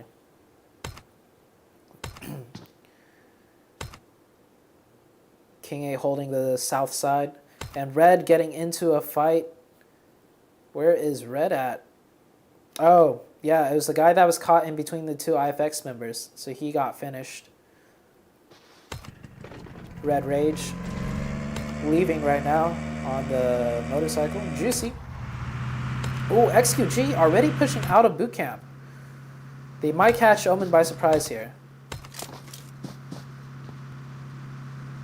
Juicy driving straight up north.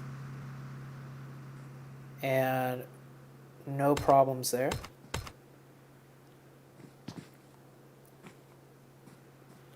Meanwhile, G25 losing a member to C9. Looks like C9 had the better positioning somehow. G25 should be controlling this spot because G25 landed south and east. I don't know how C9 got ahead of G25 and held the dominant positioning. G25 definitely made a mistake here. And Pyra goes down. And Uneven goes down at the same time. All of a sudden, it is switched. Pretender right next to Bayo right now. Goes for the jump shot. Bayo does get the knock and will get the Thirst.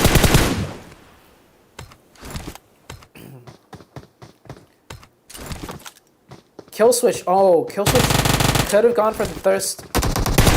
That is a very ballsy play. You do not win those. You should not win those. And looks like C9 is going to be able to reset, and G25 will get pushed out of Paradise.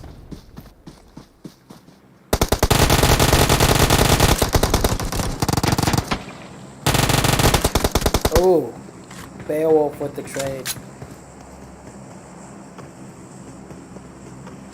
Now we have Omen and XQG next to one another. Tempo taking the hillside position. IFX moving in. Red also moving in. Ninth Circle moving in from their split loot west of Paradise. Pushing in quite central. Meanwhile, Ape has stabilized. More or less. I think, yeah, some of these people are still healing with just boosters.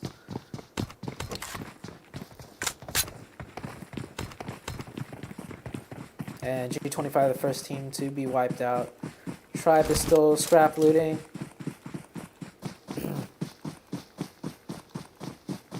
How close is Easy? Easy is TPP behind a rock. I don't know if Omen is aware of XQG. XQG is definitely aware of Omen though. AZ actually does get into one of the buildings. GCR getting a knock onto... Where is this at? What the... How did Wildcard get all the way over here? I think they were rotating in vehicles. They were, and they just run into GCR on the rotation. Wildcard is going to lose 2 members off of that. Where's the rest of the Wildcard team? Oh, what the... Okay then. So Acer and Spring are chilling up there. And we have a fight between Simplicity and Red. Red Maniac does get taken out. Red already down to 2-man after losing 1 to IFX. IFX, third party, and getting shots onto Simplicity. Knocking 1, knocking 2, and getting a Thirst on 1. Irish is now solo. IFX should be pushing this. They did get all the knocks and kills. Simplicity Getting a trade back. 1v3 situation now for Irish.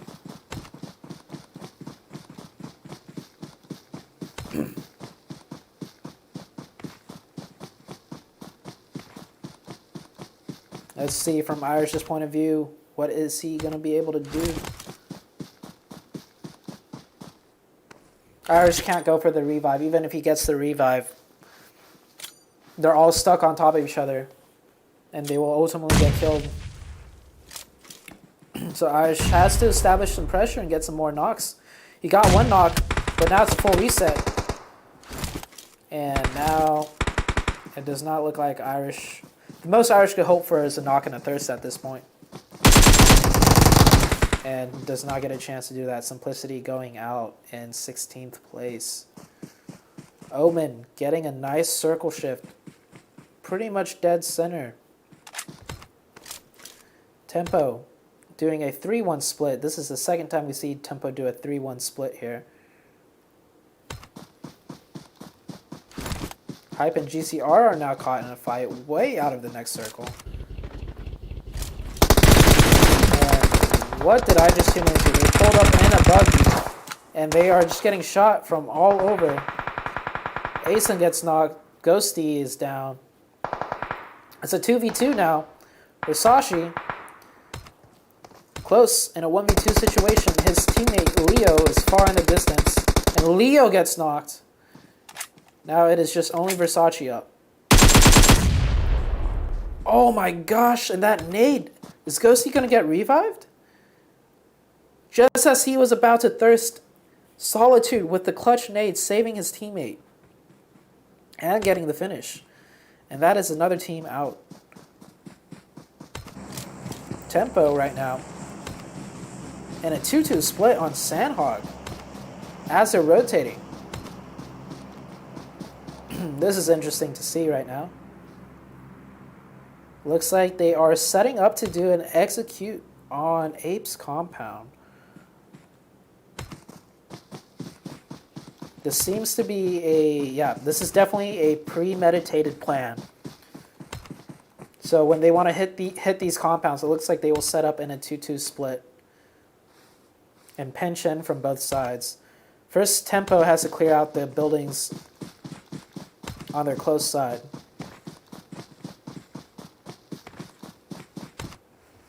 Tribe edging in as a 3-man right now. They are right next to TU. That's a 4-man. C9 also just moving in. Wildcard staying on the edge as a 2-man after a very failed rotation on vehicles. And PK chilling. If PK gets a hard zone shift towards their side, PK has one of the most dominant positions on this western island.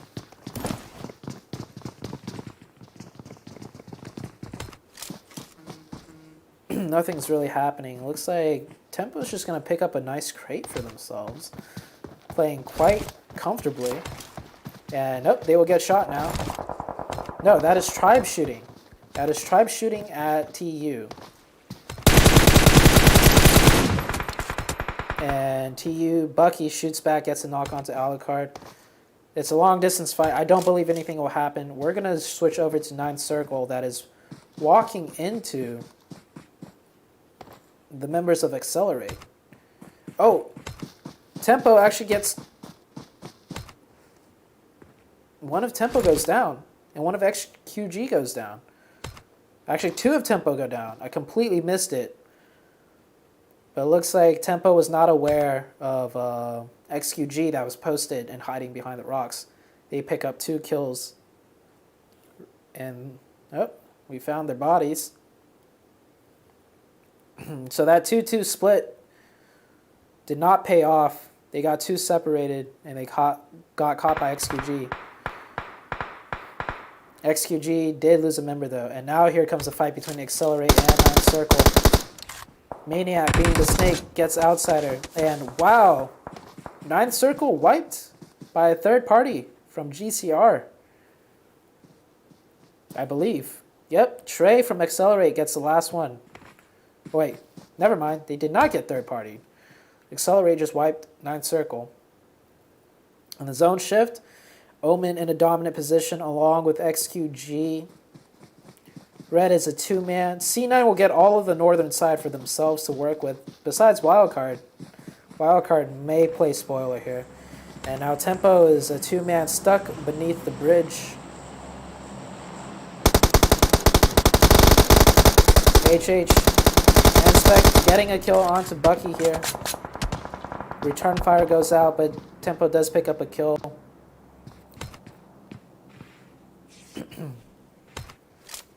XQG holding, continuing to hold their split even as a 3-man.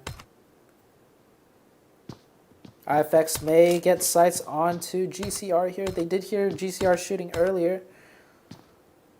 I believe GCR will be able to just sneak into the compounds, but they will be trapped. Joey leading the rotation. GCR right now with 6 kills. Working in from the edge. And even popping off shots at somewhere. Oh, popping off onto IFX. And Wildcard driving right by in the bike. Getting some massive air. Acer gets knocked. And if they were keeping track of kill feed, they would know Wildcard's a 2-man. Also, they just saw only a bike pass by. And this push is going to go off. Acer getting shot out from the bike. Spring going for a quick-ass revive. They will have to run. They could run and make it into boot camp. They definitely need to start running, though. They are not running. C9's going to push into this and take them out. And they should not... Oh, that's a nade slip. Adam moving up closer, throwing some nades. Spring, doing what I suggested, just running. They will find out boot camp is actually all clear.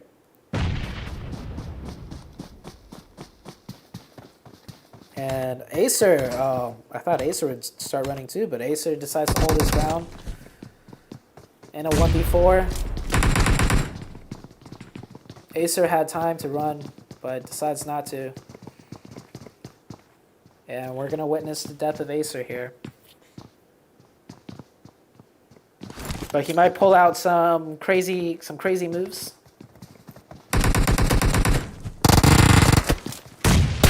Gets Beowulf to 1 and nope.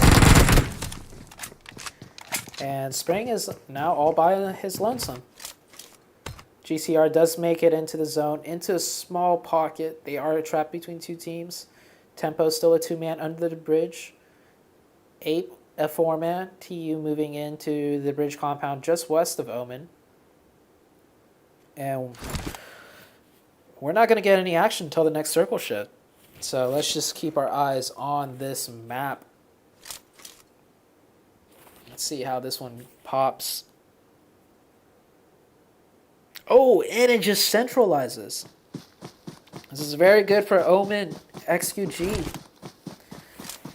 Part of boot camp is in zone, so Spring may be able to survive a few more circles hiding in one of the buildings. Now we have the teams moving in. Tribe is going to have to move past Ape somehow. They could swing wide right and make it to the compounds. Or actually, Tempo. We completely forgot about Tempo as a 2-man. Alucard hears their footsteps. They hear one another's footsteps. And here comes the push. And King A gets the trade. Spec moves up. And they are taking out. Ape now knows there's a team on their backside. TU, meanwhile, pushing into Omen. Carnage getting a Car 9-8 shot in the kill feed. Maybe onto Nico. I didn't quite catch it. But Omen's going to have to gatekeep this team. Why can't I turn the camera angle down? Okay, I guess that's just not possible. PK pushing into a side of TU. Omen now forced to hold off 2 teams. Nico adjusting his vehicle.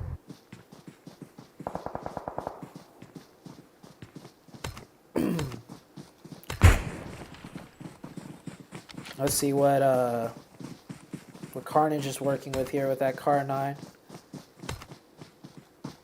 K94X. Accelerate getting into a fight. The winners of our mass match. Trey getting a knock. Almost another one. Now Revive will come out. GCR, meanwhile, getting gate kept by Maniac.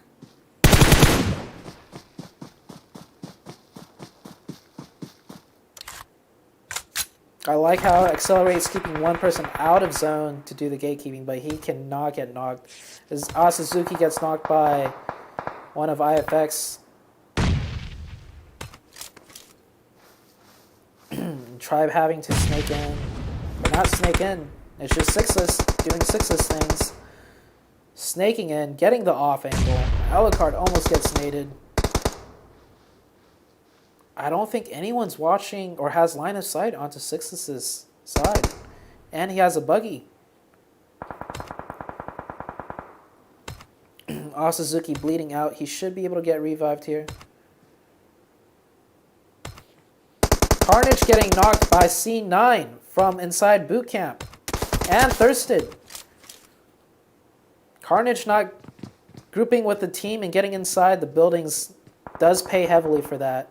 Playing on the outside gets knocked and thirsted by C9 inside boot camp. And Accelerate does get the zone. Or not Accelerate, but XQG. Accelerate gets a partial over the zone. Somehow one of 8 gets knocked and thirsted, maybe by a nade. The Tribe is now pushing over. How is King A? Why is King A standing in the open? And how is King A not knocked, standing in the open like that? He does get the knock onto Zaniel, though. Now Omen's gatekeeping TU. Tribe is making the push into A 3v2. Sweeping around the backside. Alucard pushing in from the front. Who goes prone, does not get the best of it. Now it's all up to Survival. Let's see how well his name holds up. Survival. Is he going to survive? Zone is closing. Everyone has to move in. Survival also has no first aids. And now we also have Nico. Gatekeeping PK. 2 down from PK. Only 1 up. Raven being the last one up. And Raven actually decides to use the vehicle that Omen had left behind. All the teams are moving in. TU gets wiped by Omen. IFX Red getting finished by C9. C9 pushing into the buildings. 2 knocked down from C9. It's a chaotic circle. Spring still alive. Spring getting placement for them. Telly knocked his zone. Omen does get into the circle. And the next zone shift no one gets. Now it's Omen fighting Tribe. Juicy taking down King A. Nico and them try to make a push, but they forget the angle from the buildings. This is one of those situations where you just have to med for a little bit and then just run in on the back. Juicy slips by though. Juicy slips by and is going to try and wipe his team to rotate down south and get kills in placement. Juicy pushes up with the Vector, does get one of them. Juicy last one alive in a 1v2. Gets sixless. 1v1. And oh! Juicy gets tagged and then the play zone finishes them off. And Tribe goes down at the same time. And meanwhile, Spring is just using this commotion to sneak by. Wow, Wildcard securing 3rd place. As a 2-man. May not be the best, but now we are down to a 3v4. IFX taking out Accelerate. On the east side of the map, now they control all of the east side. Now it's a 4v2. XQG versus IFX.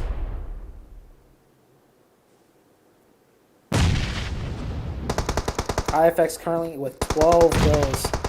About to pick up 2 more. Now at 13 kills. Perfect nades into Zyfan. AZ should just deny the kill point.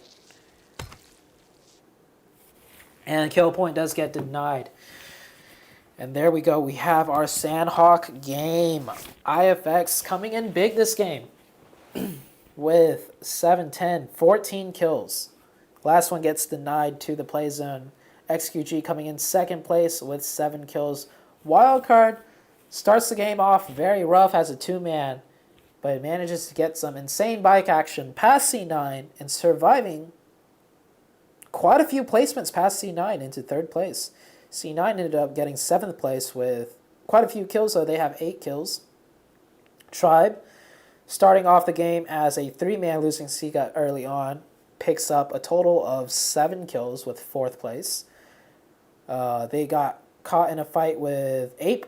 Ape getting, the only kill they got was actually onto Seagut in the very beginning of the game, and they came in 9th place. So we have Accelerate, the winners of your last game, coming in 6th place with 6 kills. That's actually quite consistent. Omen getting 5th place with 6 kills.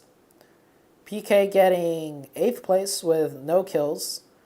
They just got gatekept by Omen. Nothing much they could have done there. And Ape with 9th. Red in 10th with 1 kill. TU in 11th. GCR with 12th. Tempo Storm win 13th. Honestly, this was Tempo Storm's game to get a lot of kills and high placement. We saw the 2-2 split they had early on. They had control of all the circle shifts onto... Ooh, excuse me. I'm so sorry about that. I feel another one coming. Okay, I had to mute my mic. So early on, we had, I believe, so HH and Spec, if I'm not mistaken, was split off very far on the left or on the west side of the map. And then we had Rain and Tensa on the very far east side. Tensa and Rain had control of the east side of the zone they were in, and that's where the game ended up being. If they never split up the way they did and didn't die early as a 2-man when they had 4 up, they had zone priority. They had huge zone priority. This actually would have been a huge game for them to win even, right? Let me show you guys real quick on the map where they were. So, some quick zoo analysis time. All right, so we saw that 2-2 split by Tempo. I found it very peculiar. So it's something I noticed. But we had 2 here, right, and 2 here. And at the time, the zone was extremely big. The zone was probably something like, I don't know. It was like something like this, but bigger even, right? So I think they had this 2-2 split because they wanted to, it seemed like they wanted to execute onto these compounds. We saw 2 posted up here, TPP peeking over the hillside. And then we saw 2 looking this way from where they were. And then a crate drop landed here. So I don't know what happened, but 2 of Tempo went for the crate drop, which is fine. But the other 2 here decided to push up as a 2-man into more central location. And of course, that's where XQG was, and 2 of them ended up dying.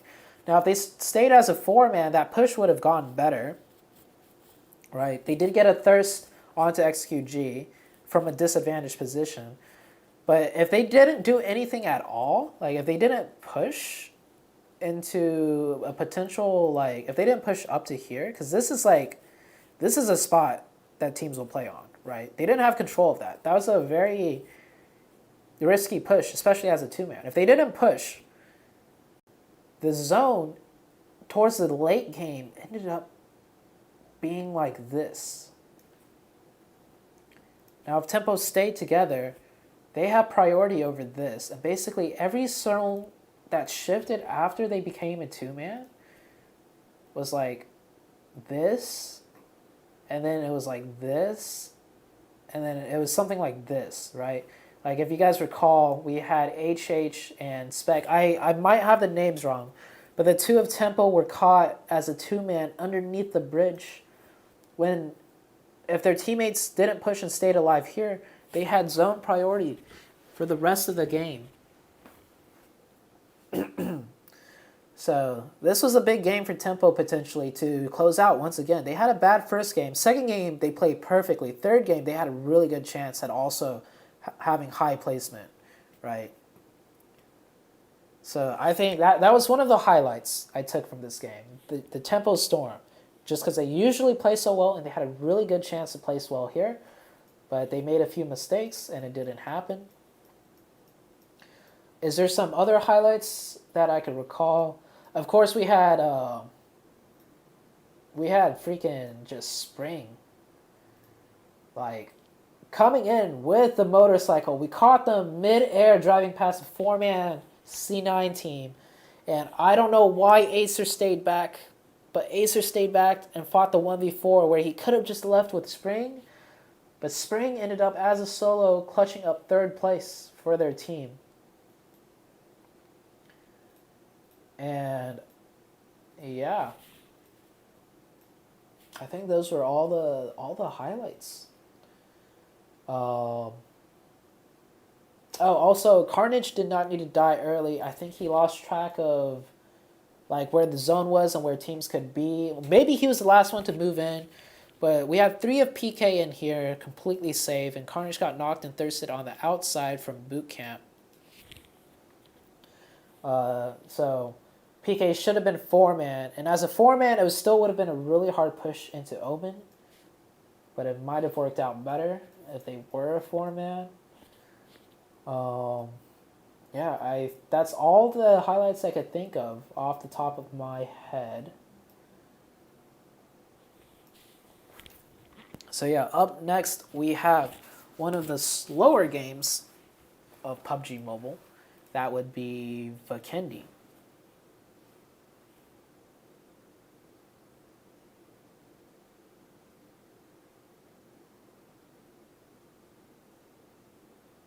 Yeah. All right, guys. Is my girlfriend still home? Babe, are you still home? Yeah? When's the Popeyes coming? Let's do it after everything. I'm hungry. You don't have to go if you need to run the stuff. But if the staff have it under control, I'm like hungry. I kind of want to like eat in between one of the games. You know, have a little mini. What's it called? What's it called when you eat on stream again, chat? Mukbang. Yes, mukbang with Popeyes. So I'm gonna get into the next game. We will have the overall scores at the end of the day. We have 2 more games left. We have Vikendi and then 1 more Erangel.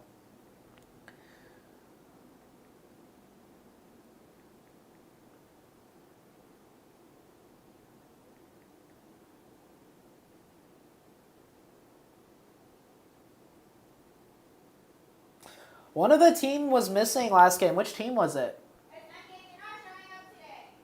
Oh, they can't make it today? Yeah. Like they said in advance? Yeah. Okay.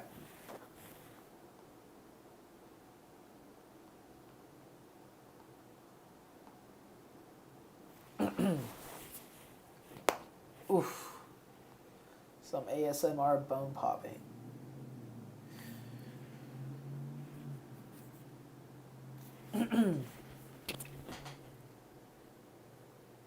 Alright guys, I hope you are enjoying the stream.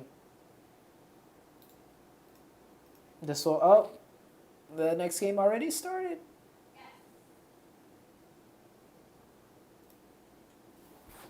Yes. Alright, we're hopping into the next game. These games go by so fast. And we are now on match number 4 of the OPL, the Omen Pro League.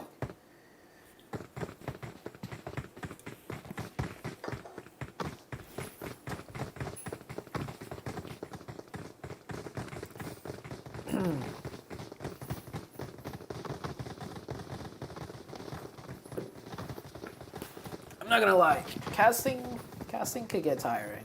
Okay, I'm gonna go get food. You're gonna go get food? Yes. Okay. All right.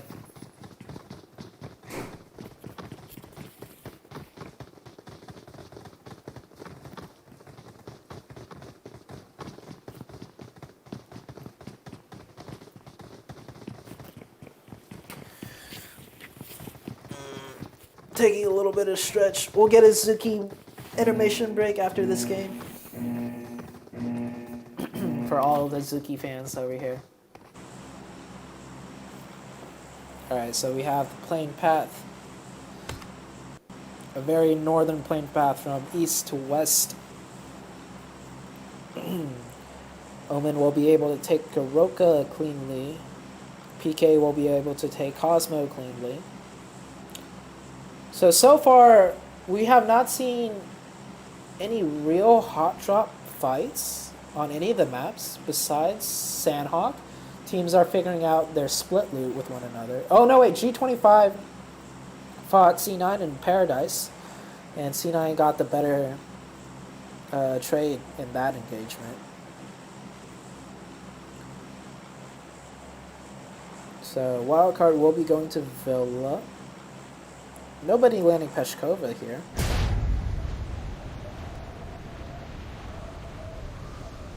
Hype and Ape might get into a little scuffle here, potentially. Zaniel has... in a 1v3... oh, no, Zaniel. Actually, he's fine. He's in a 1v3 where they have no guns. I don't know why I still hear the plane sound.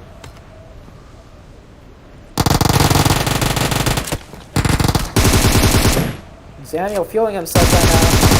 Oh my gosh! Asen could literally have punched him out. Oh, why did Asen run away? Asen had a pistol. Zaniel's 1 HP. Asen had a pistol and Asen was there. Oh my gosh. All he had to do was shoot Zaniel in the back. He could have saved both his teammates and got a kill point. Nikori running into the rest of Asen. Oh my gosh.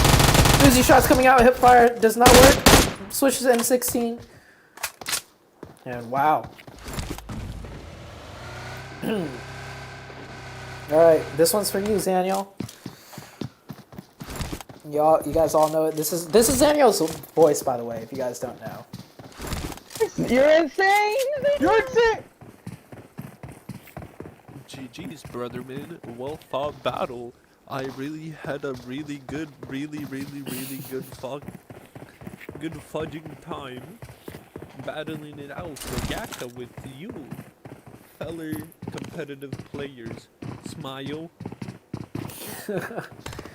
Daniel picking up 2 kills, and wow, we have the zone, a far western zone. Accelerate with the very interesting split loot. C9 controlling the south side of the circle. And red is actually a 2-2 split with Tovar and Castle. Interesting. Tempo getting Podvosto for themselves. We have GCR looting Port and Simplicity looting Zabava. TU on the northern part of Trevno. They have one of the longest rotations to make. And, oh, Hype actually running into some of 9th Circle now.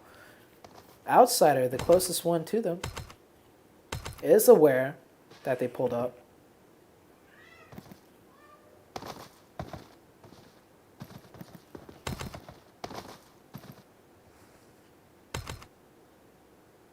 And Tribe is looting Cement Factory. We do remember the red team, who was known as... oh, what were they known as? MPMCO. But the red team hot dropped onto Tribe. Oh my gosh, Outsider with the burst fire, getting a knock onto Hype. Outsider pushing in right now. Along with Kabo, they're going to clean up this Hype team. Hype, unfortunately, losing so many of their members early. Now it's all up to Asun. And I believe 9th Circle knows that this is a 2v1. They kept track of the kill feed. And Clue falling, knocking himself.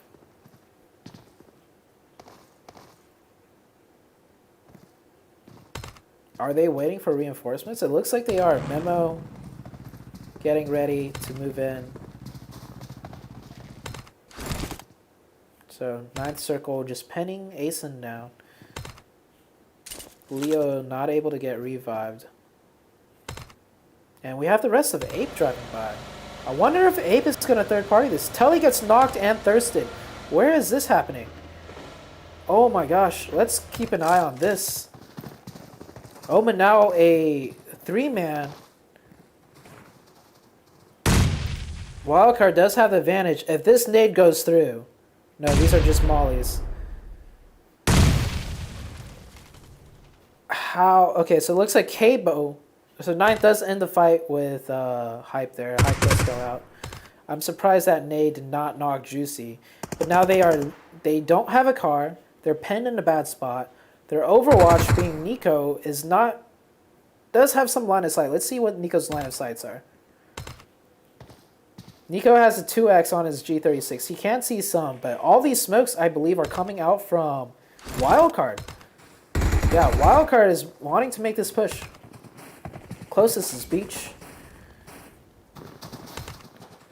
Wildcard might have gave up this push, though, because I do know Wildcard is not a team that's super aggressive when not needed. They do pick up a kill. They may just let Omen leave on this one. Beach, also an ex-teammate of Juicy and Angry, may be feeling a little bit bad for them, deciding not to push in. And they will reset. Tempo, meanwhile, driving in as a 4-man in one vehicle. I think they're they're looking for more vehicles. Yep, and it is a full reset. Unfortunately, I think... Oh, no, they do have another car. Roman does have one car. They do lose one member. We have Tribe rotating right by Red Skies, or the red team. King A and Seagut will make it by. The rest of Tribe is very far off. Ape moving in, and oh, we might have a fight between Omen and Tempo now. They're driving by one another, and Omen will have to turn around, seeing Tempo taking one of the strongest positions in this map. Or I don't know, it's strong in how much it controls, but you could easily have another team share one of these compounds and push in. But for now, for the first circle, it's dead center. And you can easily control a vast, big compound like Tempo's in the early circles, because teams won't elect to just fight early on. They'll drive in and crash and fight if they have to later on in the stages.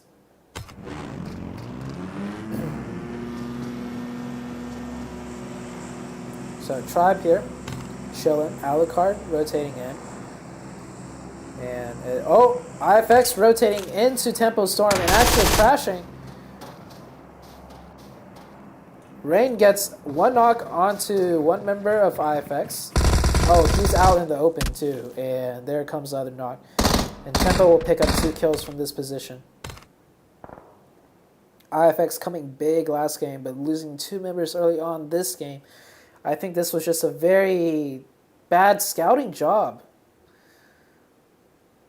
They crashed right in and did not scout properly.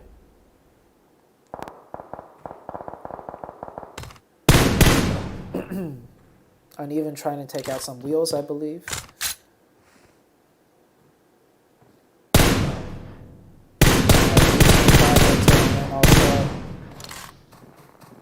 Ape deciding to play more of an edge game. I think they are looking for loot still. Yeah, Ape was split looting, so they may not have all the loot they want. So they're gonna chill and loot up some. SQG pulling in. Red 4-man pulling in late. And we have PK on the edge. Rotating from Cosmo all the way into the north side of Dobra. King A getting knocked by G25. It is a long distance fight though. One of their vehicles from G25 does get blown up.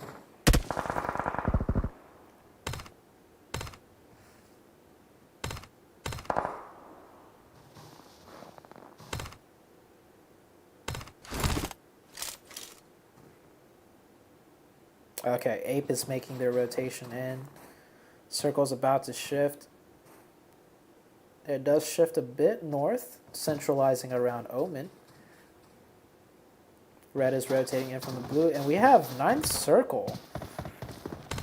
I think ninth circle had a really bad split loot, so they are still looking for loot deep in the blue. Someone from Temple got knocked, HH24 by C9. No push will come out though.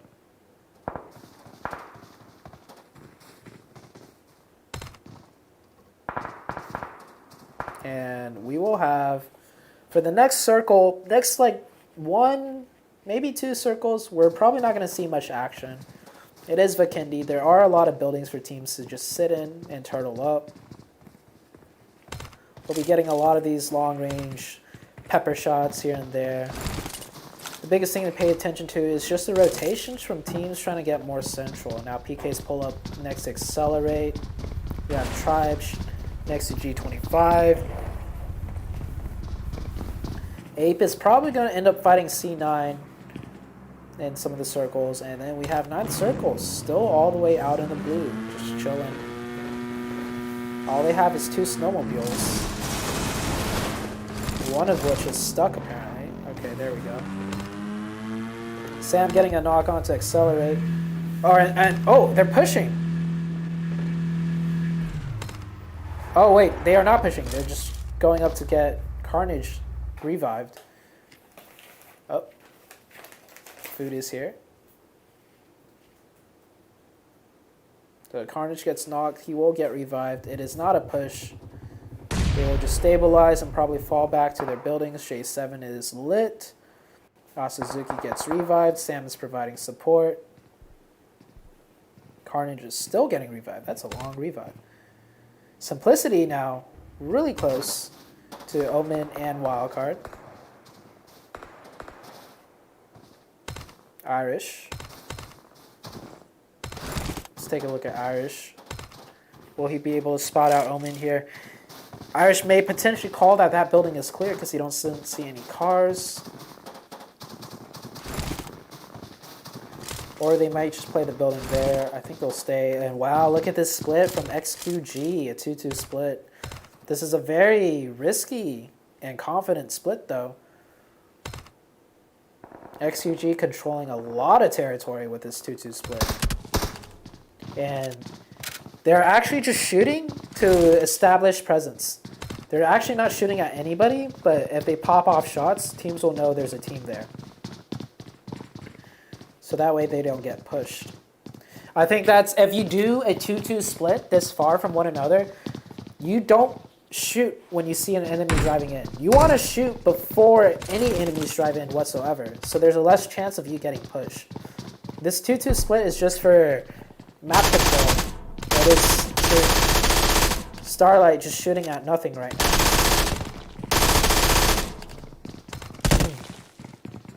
So this will work like 90% of the time. There might be that one time where a team is like, they're shooting at nothing. It's probably a split. Let's push them. But I don't see that happening. Unless if somebody's like 2,000 IQ play, right? But that's one thing to take note. If you want to do a 2-2 split, that's kind of risky. You want to just fire off some shots before any engagements even happen. Because you want to avoid a 2-2 split like that.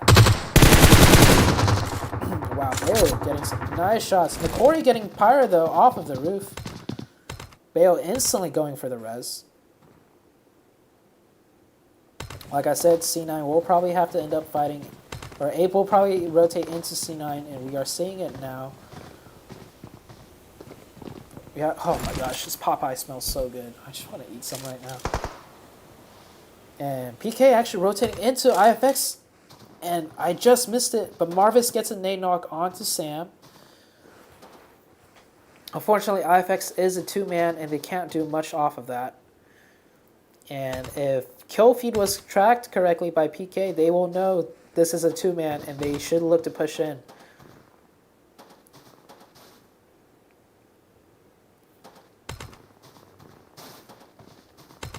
Let's see what the situation from PK is looking at. Carnage is covering from a distance. And Sam gets knocked again. Sam gets knocked and thirsted. Peralta does go down though. Man, Sam just not having a good day today. They are pushing. They know IFX is a solo now. Only Marvis is up. He does get headshotted. He's 1 HP. He's going to have to heal. Yeah. If he got that first aid off, he would have gotten another knock potentially, but no thirst. So good push by PK. Sam just not aware of the off angle and getting knocked and thirsted there. Very unfortunate. We have Apes still fighting. Wow, what a cheeky angle. I'm saying angle quite a lot right now. What a cheeky angle by Survival. Zone pops, car horns are out. XQG with their 2-2 split immediately secures the better position. Rotates in. Omen getting a very nice circle shift for them. GCR rotating by TU, getting shot up. We'll find a spot in zone to play in. Tribe is going to smash into XQG here potentially. Sixtus doing the scouting job. Sixtus is a pretty good scout. He will be able to see that XQG is there and not crash in blindly. But they will rotate. Sixtus rotating back around. Ape getting blown up. Rotating a little, maybe too haphazardly, getting blown up by Red. Clue is now dead.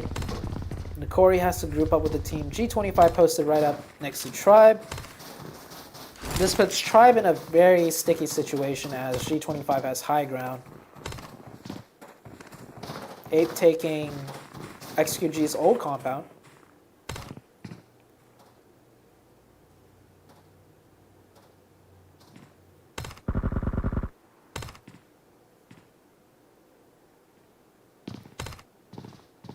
I really like what XQG did there, though.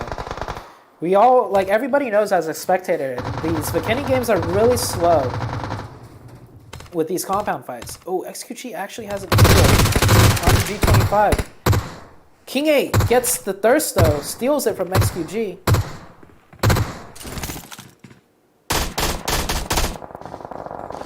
And Tribe now getting third party by 9th Circle. Sega and Sixtus are knocked. This should be a push from 9th Circle. 9th Circle is one of the more passive teams, though. Off of 2 knocks, I don't think they're going to even push this. Circle does shift. XQG and Omen and Tempo get the zone, along with Wildcard.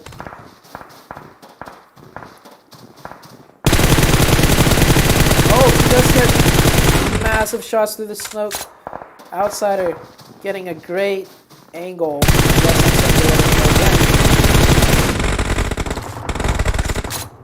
Sixtus gets stolen by, I think, was that G25? My eyes are bugging right now.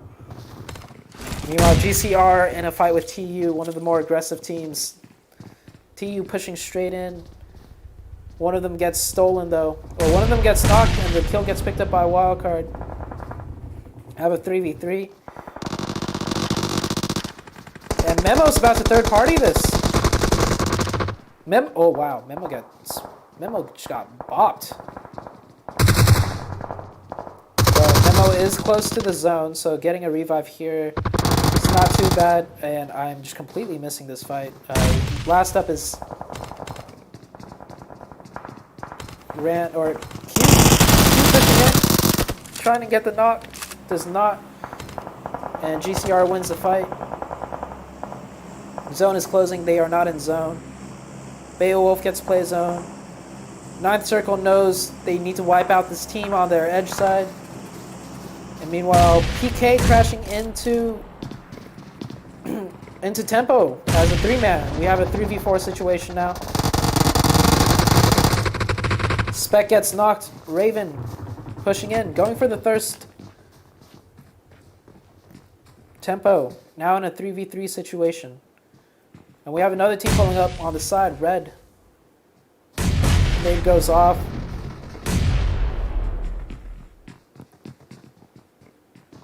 So PK is cornered with red on their back, but C9 is actually taking out red. Oh, so much action going on. And we have another zone shift. Omen gets part of the zone. Fights going outside of the circle everywhere. And looks like PK is gonna... Oh, PK got a knock onto Rain, but they're not gonna push off that. We have some teams snaking on the side. Accelerate, dominating that side. C9 gets all taken out in the blue zone. One of red gets knocked. Enigma with a long-range knock onto Memo with a Bison. Outsider being the last one up now. And I think another Enigma getting Outsider. Red is getting destroyed right now by Accelerate. They may stabilize in time, but the zone is moving in 10 seconds. Survival. One of the first teams to make the rotation. Honks the horn. Pulls up. Lolo gets Suzuki. Wow. That was perfect for Ape. Zaniel gets knocked. Smokes come out. Red Rage is now rotating in. Tempo's rotating in. PK shooting Tempo on their backside. Tempo's going to crash straight into the Omen compound. So did XQG. Now Tempo and XQG are fighting. And then we have the rest of XQG pulling in. Rain gets knocked. Nico nades Rain. XQG loops around to Omen's backside. Starlight is still up. Tensa's still up. Tensa gets taken out. I don't even know by who. Tensa gets taken out by Easy on the backside. Now it's XQG versus Omen, and there is only one member up from Omen, that being Juicy.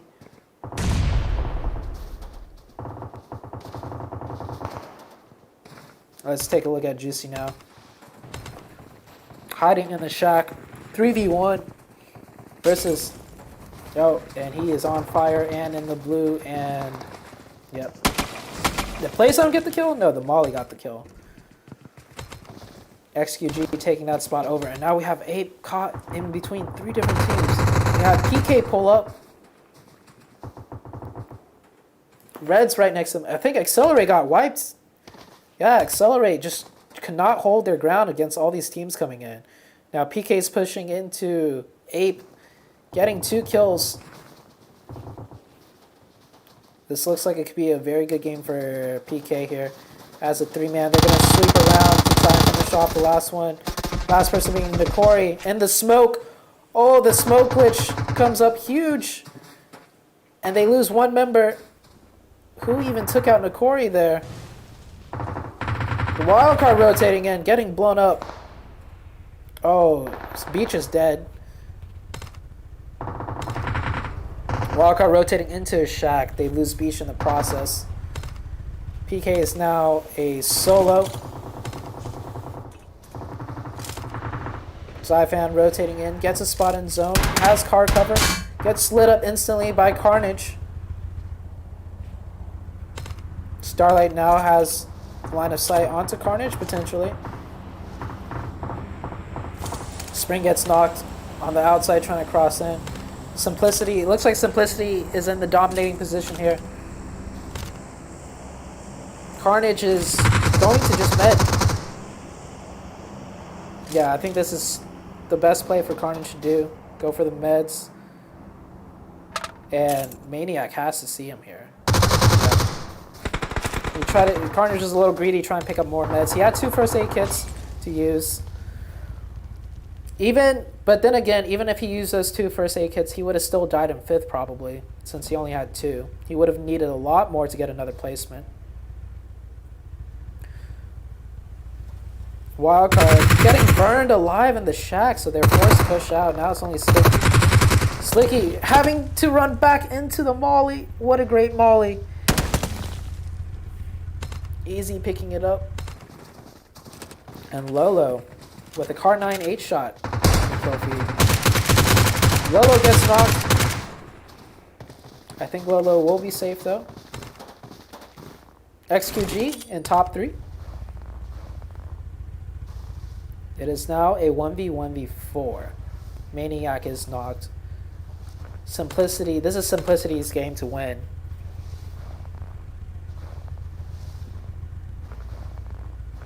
Easy's looking to get the final placement probably. He does have a car. He could use it. Oh! He saw the foot. But the foot just disappeared. And now he's getting shot by Red Rage. Wow. And Red secures 2nd place with 9 kills. I think Rage is just going to die to play zone here. Yep. Leaving Simplicity with only 3 kills. At least Simplicity does pick up 1st place. No, they have 4 kills actually. So Simplicity with 4 kills. Red with 9 coming in 2nd. XQG performing pretty well here. They got into a fight with Tempo and Omen and came out on top of that and secured 3rd place with 7 kills. Wildcard having another good performance. They came in 3rd last game. They came in 4th this game. But this time they had 6 kills. PK. Finally, PK has a decent game coming in 5th. If I'm remembering correctly, they did not have that good of games in the first 3, but this is a pretty good one for them. PK coming in 5th place with 6 kills. What? Simplicity with 4 kills? Do they need my scores? No. Okay. Yeah, Ape with 6. Accelerate with 7th. Omen with 8th with 3 kills. GCR 9th. Tempo 10th. 9th Circle and 11th with a good amount of kills, 6 kills. C9 in 12th with 1. Tribe with 1 and 13th. G25 and 14th with 1. TU 15th. IFX 16th. And Hype in 17th. And our last match of the day will be Erangel. And I'm going to eat some food because I'm hungry. So I'm going to have a little bit of a mukbang. Let me turn on my face cam. So how many of you guys have tried the spicy chicken sandwich on Popeyes?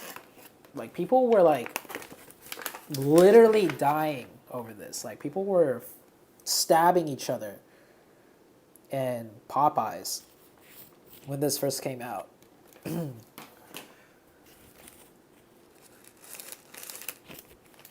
And honestly, it's pretty fucking good.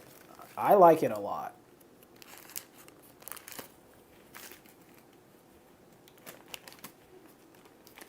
I can't eat it all the time, though. Maybe like once a week. Look at how thick that chicken is. Oh, Zuki smells it. Zuki wants some. Oh, look, Zuki's in the frame. Oh, that's his tail. Zuki smells the food. Zuki, you want to do a Zuki cam again?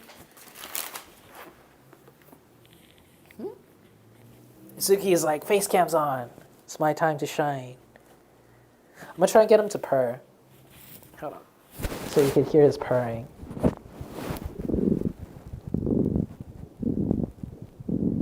I think he has a stuffy nose, so he's not purring as loudly.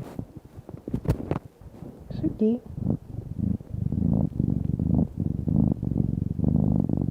Okay, I gotta put the mic like that. Oh, I don't think he wants to be home right now, though. Suki, say hi to the camera.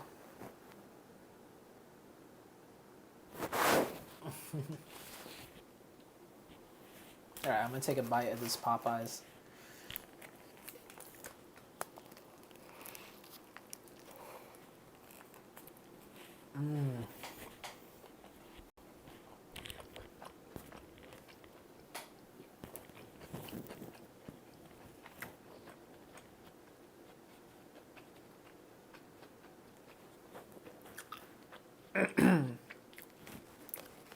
Ooh. This is good.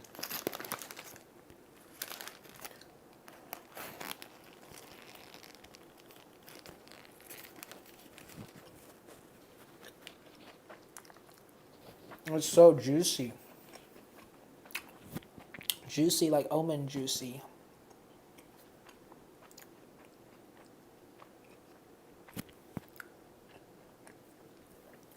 Okay, I'm going to get into the room.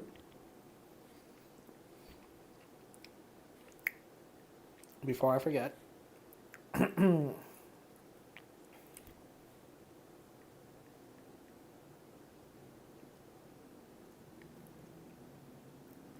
Yeah, what if I just joined my team? I just joined my team slot. I'm going to stream the last game from Omen's POV as a competitive player. As you can see, I am in the slot, ready to go. JK. Going into spectator slot. Back to eating the Popeyes.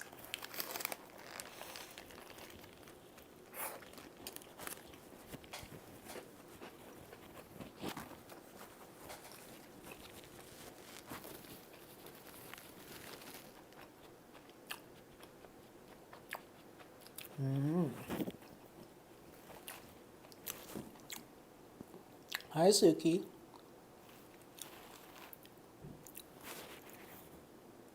Suki, this isn't cat food. Oh, let me I'm gonna get some treats for Zuki, and I can show you guys he could sit.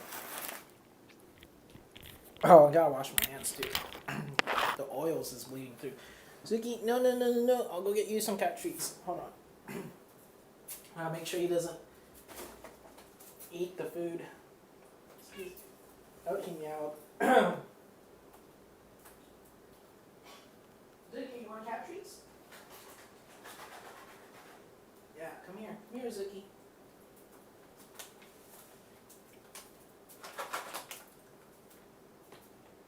Alright, gotta turn the camera down a little bit. There we go.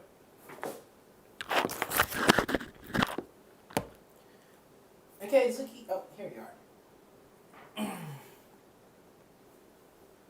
Hey, Zuki, look. Okay. I need you to face the camera. Yes, yes, you want it? Oh, here. Face the camera. Okay, sit, Zuki. No, Zuki. No, no, no, no, no, no. You gotta sit. Zuki, sit. Oh.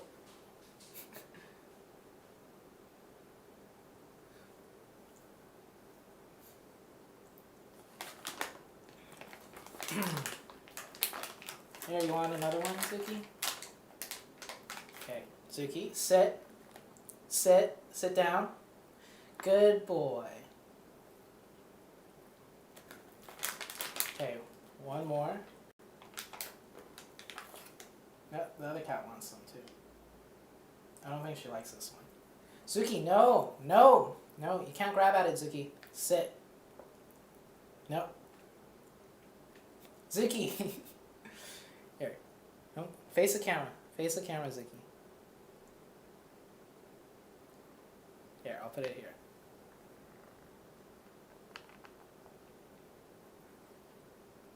Okay, good boy. Okay, I'm gonna go wash my hands. Our last map is Erangel.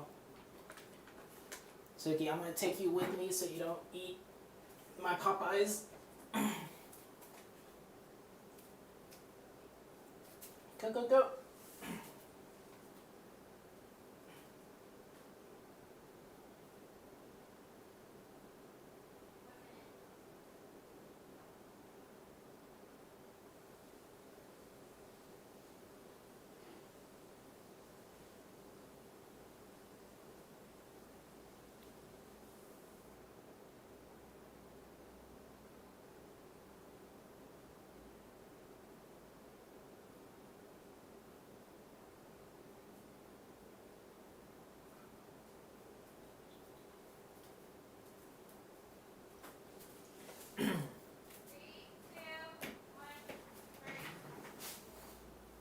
Alright, and we are live with our next game.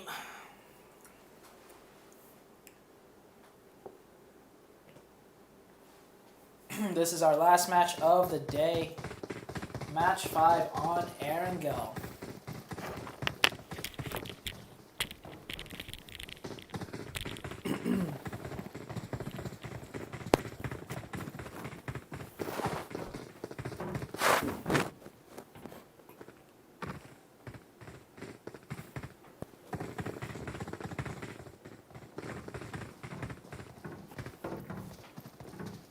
I'm just watching myself eat back on stream. Maybe I shouldn't do full face cam when I'm eating. I look so ugly while I'm eating.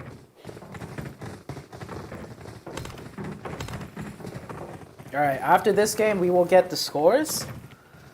And we will see who's in first place at the end of the day.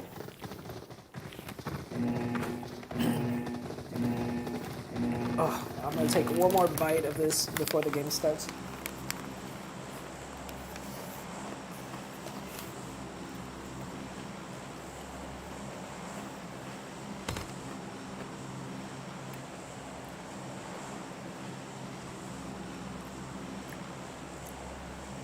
Alright, so we got a pretty decent playing path.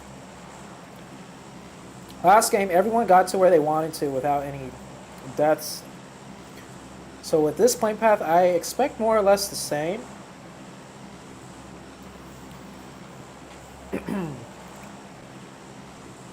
Wildcard getting their Severny drop.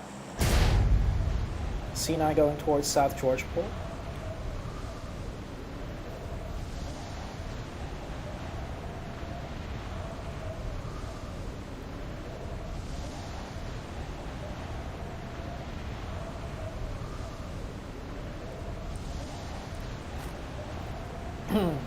Okay, I'm gonna pause my stream because I keep watching Zuki on my stream because I have a delay. Okay, so it looks like Omen's going to go for a western split this time since Milta is a bit too far. PK does their usual Gatka split. Tempo controlling Pachinki. Hype taking crates. Simplicity taking the east side of North George Pole. Red taking the west side of North George Pole. We have Ninth and Tribe sharing Rozak and School next to one another. IFX and G25 once again going towards Yaz. See if there's any issues with cars though.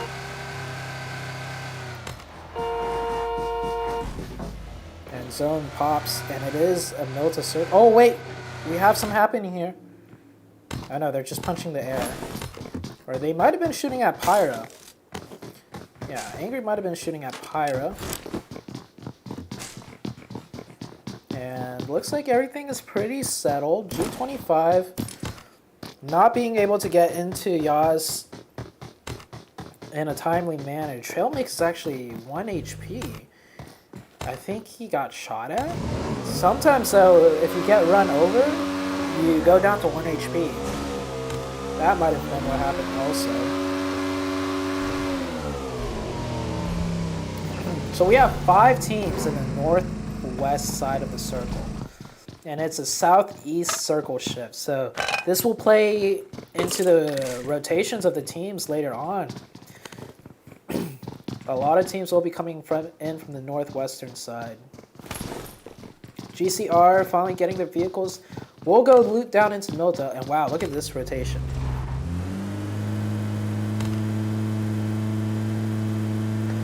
This is very interesting by XQG. So if you guys don't know, XQG, oh shit.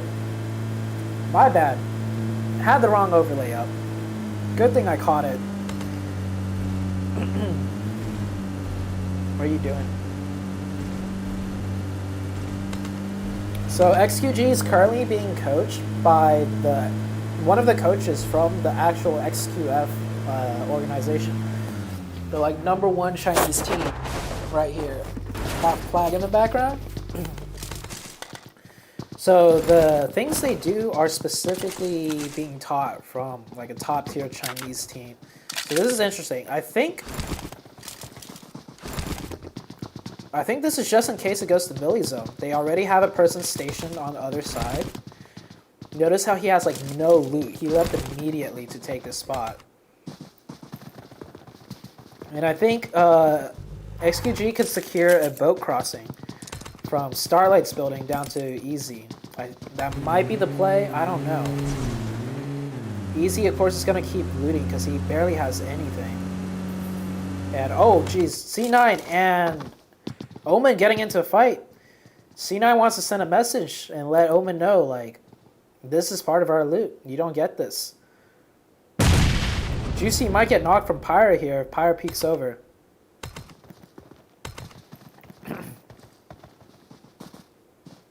Oh no, he doesn't have an. Yeah, this is the fight that C9 does not have to take. But I think C9 is tired of Omen including this portion of the map as their split loot. So Omen and C9 getting into a fight. Juicy and Telly cannot leave for free. And they are going to stack inside. I think they're trying to isolate the fight into a 4v3. They know Pyra's on an off angle, so they're just not going to even bother with Pyra.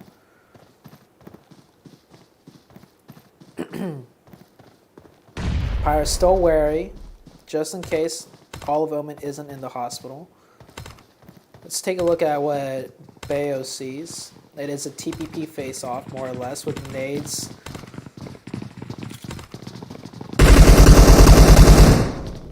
Oh, that's a scuffed nade. Let's see what Pyra sees. Pyra is just going to keep holding this angle. Pyra has no meds, so if Pyra gets knocked, it's going to be very bad. Oh, Omen is pushing through the first floor. Juicy is hanging back, angry. They're leading the charge. Very aggressive push. Adder gets caught by himself. Uneven gets caught too, leaving Bayo. Bayo gets a trade. But Pyra's completely not in the fight and Bayo's by himself.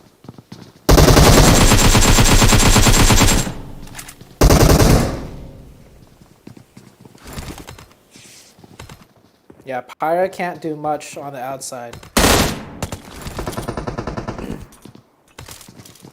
Omen gets a full reset.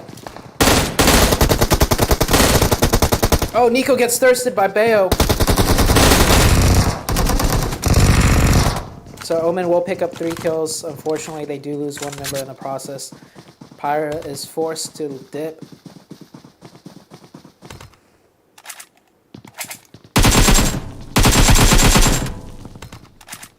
I think. Oh, jeez. All right. I didn't even realize what was happening outside here. Easy. Oh, man. This is not good for Easy.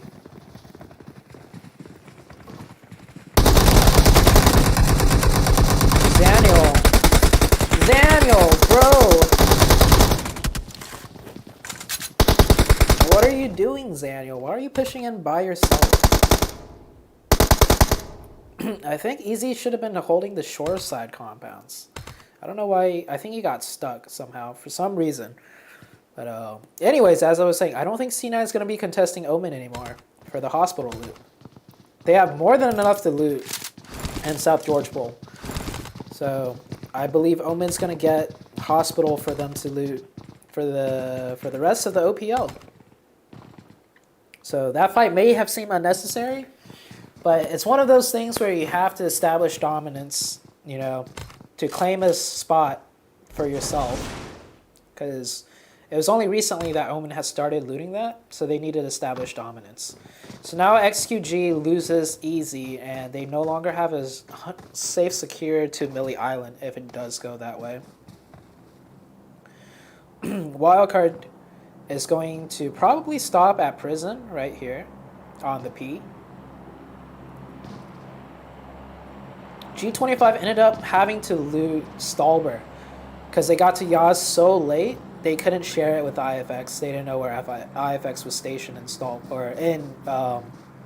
Yaznaya. You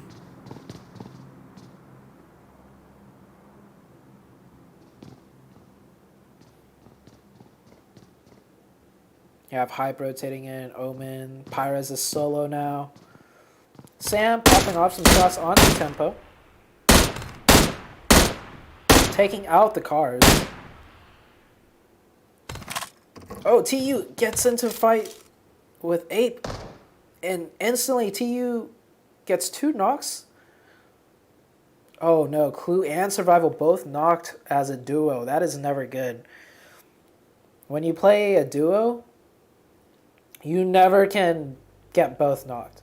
The instant one of your teammates gets knocked or there's pressure onto you, you cannot get knocked. You have to pick up your teammate. See, now, since both of them are knocked, now they're trapped here. And TU is a very aggressive team. And they're going to finish this off.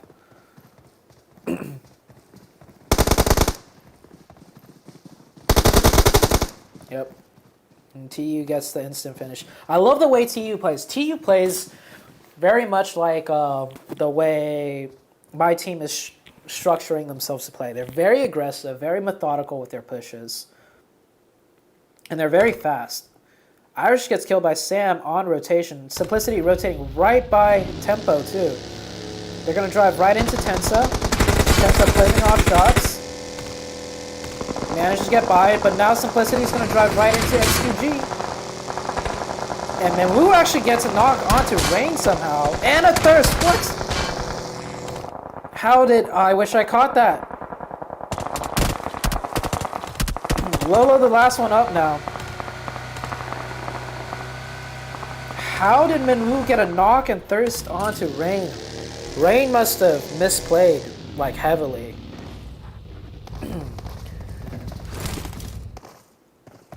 Wow. So Tempo down to a 3-man. That's unfortunate. I didn't get to see, but wow, would you look at that? It actually is a milli circle.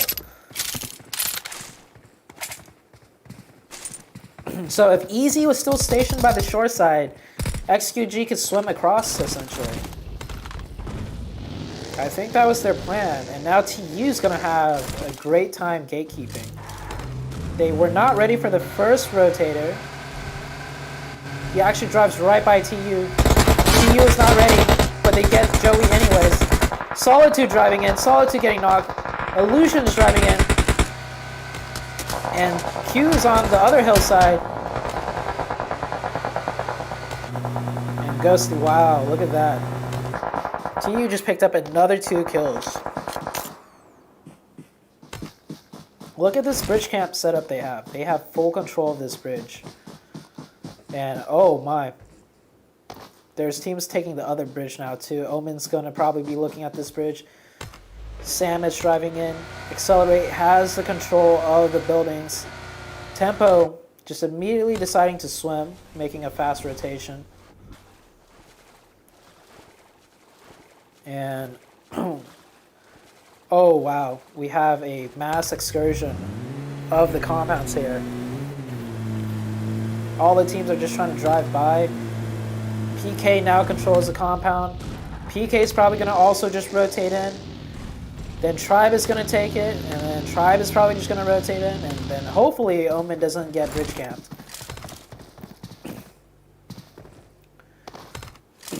Hype as a 3-man, putting off some shots. And to accelerate, and wow, Al Suzuki actually gets knocked by Asen. Really nasty people. Oh, actually, a bridge camp is happening between PK and Tribe. You have 2 of PK still on the Wizard Tower. They got the knock onto King 8, gets the Thirst. Omen will now come in for a third party potentially. Gonna see what Juicy or Angry here sees. You see one leaving. They aren't gonna shoot yet until they get a clean knock. Now they decide to shoot. They get Sam down to 180. This is fight between Tribe and PK. PK loses a member to Tribe. Now PK's caught in a really tough spot.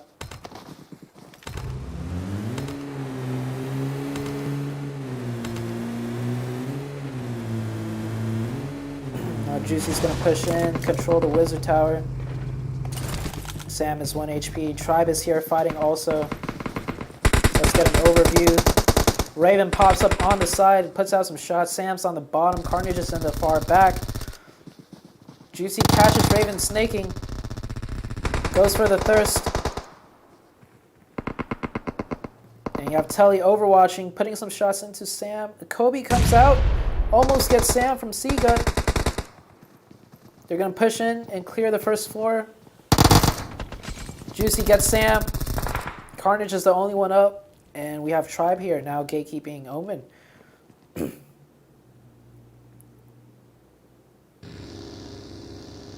Neither of these teams are in zone, by the way. And you have Carnage that's probably going to have to snake it in.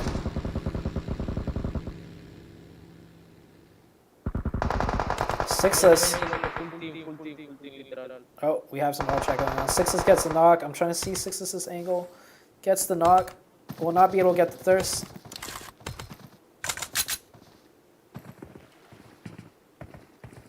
And Sixless will have to swim in probably. And, oh, meanwhile, Red is swimming in, so is G25. XQG still controls the north side. We have a full entire other team driving by Omen right now. We have 2 more teams driving by Omen right now. Meanwhile, Carnage could pick up a kill here. Never mind, Sixes is going to pick up that kill.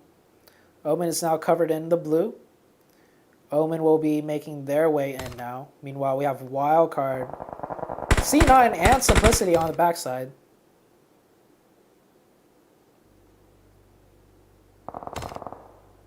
This bridge is getting gate kept so heavy.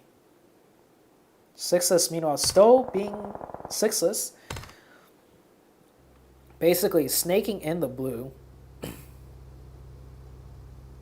And it looks like Omen's going to try and make their rotation now. Carnage waiting patiently. They are going to drive into Alucard, who's camping the bridge.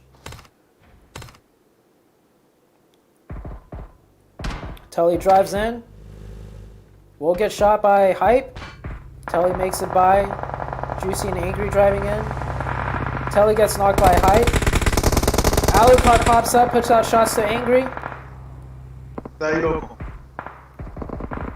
Looks like Tully will die. They will Yo sabía que era mejor cruzar por aquel lado, loco. Diablo.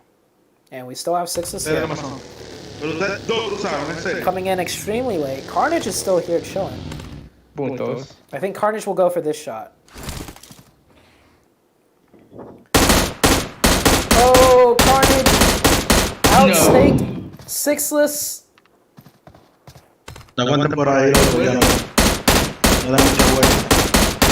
Van los boogie. The patience from Carnage gets him that kill. We still have Wildcard coming in. I'm pretty sure Wildcard heard the shots.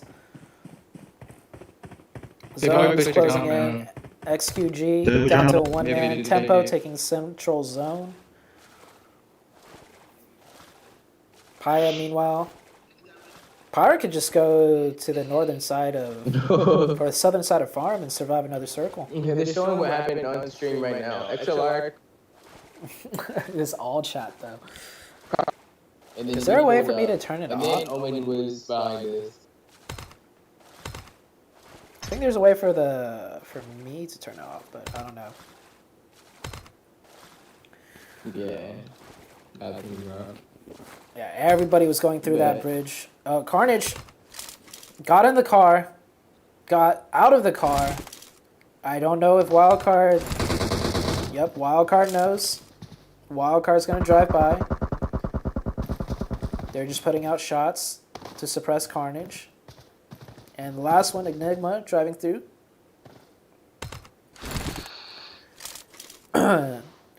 Looks like all of Wildcard is going to make it into zone. If this was PMPL circle settings, so many people would be dead.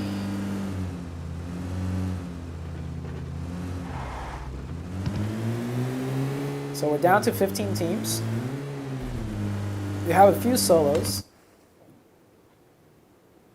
Alucard being one of them. Carnage being another solo. Carnage will be able to pick up all the meds from the bodies for this zone before it really starts hurting. And Wildcard playing it very patient.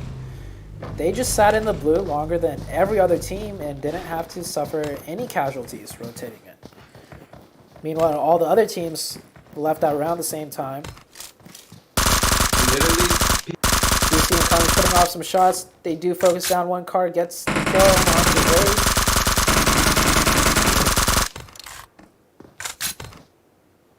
Accelerate. Jag sees one person. Puts off some shots, blows out a wheel. Oh, unfortunately he has to reload. Allowing Skies to get inside the bunker.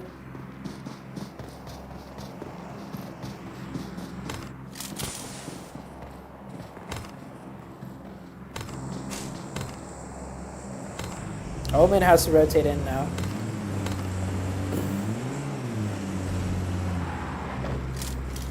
New circle shift. It goes dead central of Millie Island. Tempo now has the edge of circle. Omen's pushing up, looking to take out one more red member, but Ralphino has already left. Pyro have to swim in. XQG also has a solo. There's quite a few solos right now.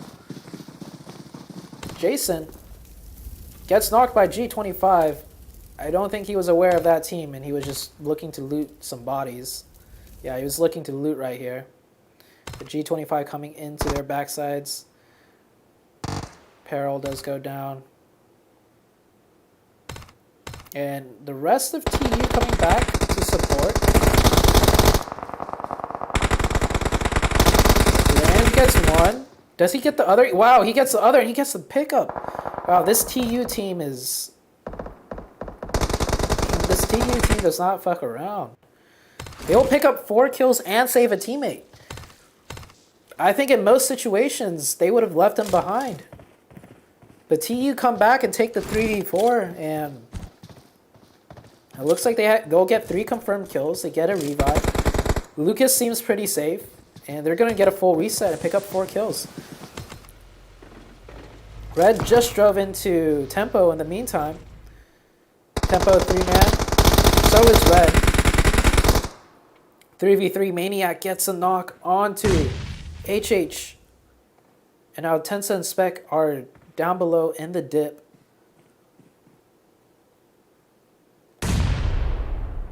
Tensa is turning over. No, HH does get flushed. There's a good chance Tempo may go out here. They're going to use the smoke to FPP glitch.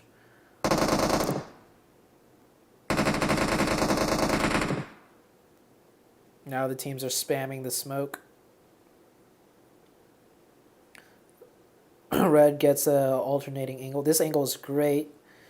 If they manage to shoot them through the smoke. My nose is so itchy for some reason. Wildcard pushes into height and gets the finish. Tensa prone FPP in the smoke. Oh! Juicy kills Carnage, trying to snake in. PK does go out. New zone, favoring Wildcard.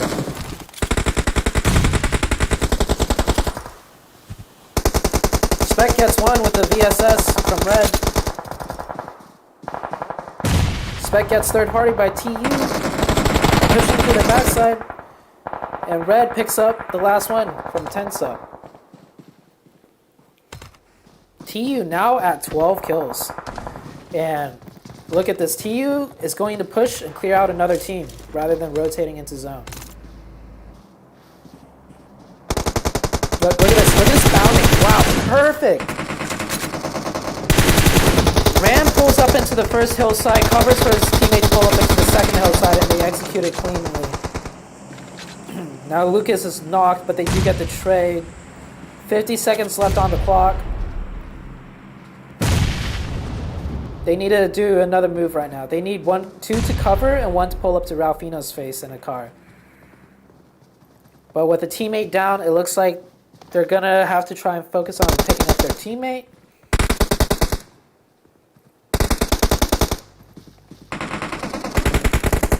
Oh, what is this? AZ coming in from the backside to try and third party. Now TU's caught in quite the pinch.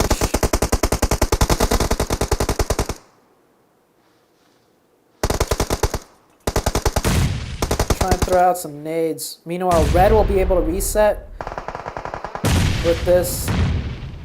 And they did not even manage to get the revive on their teammate. Maniac goes down by a nade. AZ's going to get play zoned. TU have to leave now. Oh, TU loses one. May lose two. Now Ran is just driving in.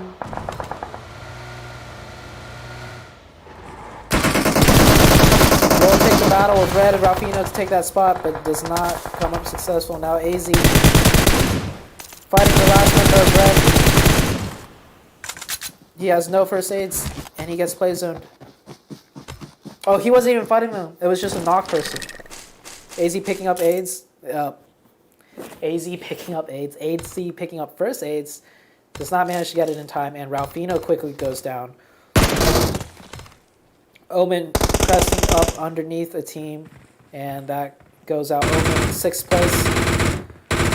Now Wildcard in a very dominant position as a 4-man team.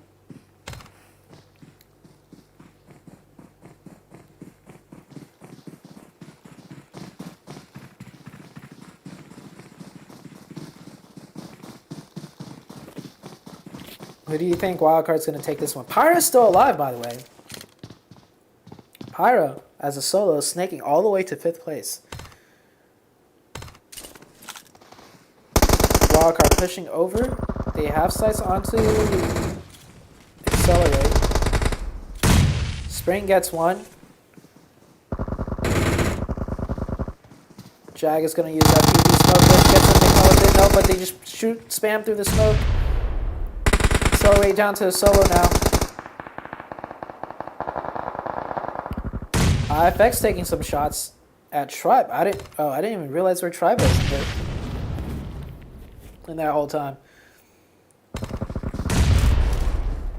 And there comes the Kobe from Slicky. Now it's a 4v2v1. Wildcard with 8 kills.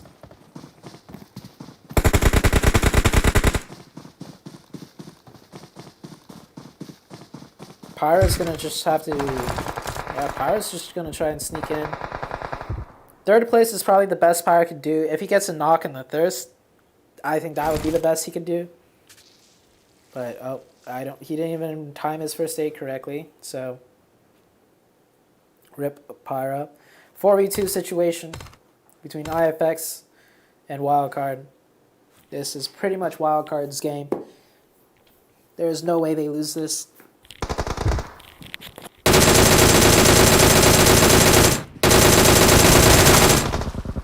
Jesus, they're gonna try though. Vigilante tries to drive the car into zone. I think they got some of zone right there. An FPP smoke glitch.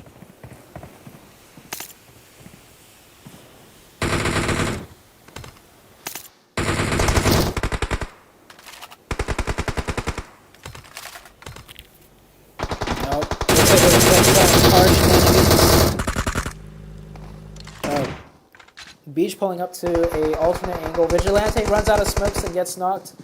Now we know it's a 4v1, and they're going to rush him to make sure they get the kill and not let him die to zone.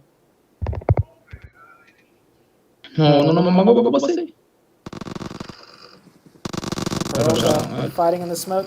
Gets one. Oh, they're trying to pan him. That's what they were doing. And the last person gets panned. Wildcard win with a pan kill. We should do pan finishes as extra points. That would be pretty funny. But that would be not very competitive. Anyways, Wildcard ending your last game with a pan kill, with the dub, with 10 kills. And they were the last team to rotate through the blue onto the bridge. So they managed to rotate through with no casualties. That wouldn't be possible in PMPL settings, but this is not PMPL settings. So Wildcard played that perfectly. Ended up with the dub. Great job to Wildcard. I think they played pretty consistent today. Be interesting to see who is in first place. Let's see. So Wildcard came in first here. Second is IFX. Pyra sneaking all the way in as a solo from the very beginning of the game to third. You have Accelerate in fourth, Tribe in fifth, Omen in sixth with quite a few kills. They have 4, 5, they have 7 kills. XQG coming in seventh with 2, Red in eighth, TU in ninth with a whole buttload of kills. If TU didn't get shot in the back by AZ, they could have picked up so much more, but TU has 8, 10, 13 kills in ninth place. TU could have had like 20 kills if they made it to the end game. GCR in 10th, Tempo in 11th, PK in 12th, Hype in 13th, G25 in 14th, 9th Circle 15th, Simplicity 16th, and Ape in 17th. So that does it for today's matches. I am awaiting the scores to show everyone. But what do you guys think of the very first day of OPL? Speaking of which, let's bring up my schedule. So this is going to be ongoing for the next 3 months. We're going to get a lot more of these, and I'm going to be doing a lot more of some post-production stuff. So by post-production, I haven't set the days yet. I'll announce it on the Discord, on my Twitter. I'll announce it. I'll let you guys know. Please do share the word. The more people that are aware of this, the better. So we could get more content into this outside of just a tournament. So I'm gonna do post-production stuff. I'm gonna go over the games. I'm gonna draw diagrams, show you guys some cool stuff certain teams did. I'll highlight plays. And by the way, for the people that are streaming their own, or not streaming, for the people that are recording their POVs in this tournament, feel free to send it to me, a highlight clip of yours, and I'll try and compile a top 5 plays type thing from your own perspective, your recorded perspective, if you guys can record. And yeah, so this is the schedule. So we are currently in Season 1 of the OPL, the Omen Pro League. Today is the 6th. All these games will start at 7 p.m. EST, 3 days a week, Monday, Friday, and Sunday at 7 p.m. EST. And it's going to continue into Omen Pro League Season 2. Now, the prize pool for League Season 1 is $1,000. And the prize pool for Season 2 is also $1,000. Now, only the top 3 will get awarded prize money. The split, I believe, is, let me double check.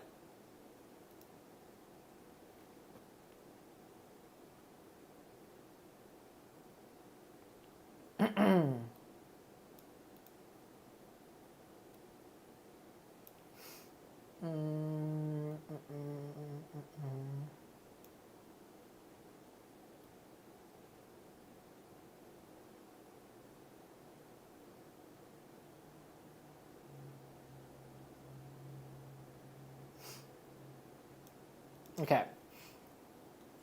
We are in PMCO point scoring system too, by the way. So first place gets 500, second place gets 300, and third place gets 200. And not only that, we are also doing this, the Omen Royale. So the Omen Royale is going to be like a mini tournament. It's not a league. Each Royale is going to consist of 2 days. And there is also a prize pool for this. So the Omen Royale prize pool is going to be first place gets $250, second place gets $150, third place gets $75, and there's a top fragger award of $25. So the Omen Royale is on these dates right here. It is going to be held monthly on the last Tuesday and Saturday of each month. So we're going to be doing the Omen Royale also, which is going to be a 2-day event, and there's going to be 3 Omen Royales. Let me get confirmation on scores right now. Babe, are the scores out? They're coming. Okay, scores are coming. So, in the meantime, next time I should get more water ready at hand. My throat is getting raspy.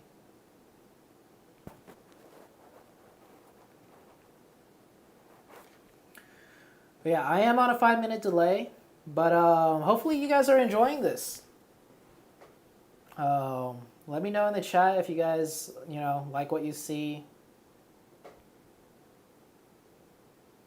And make sure you hit that follow button if you are already not following.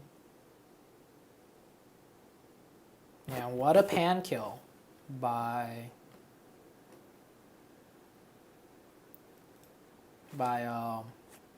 Wildcard.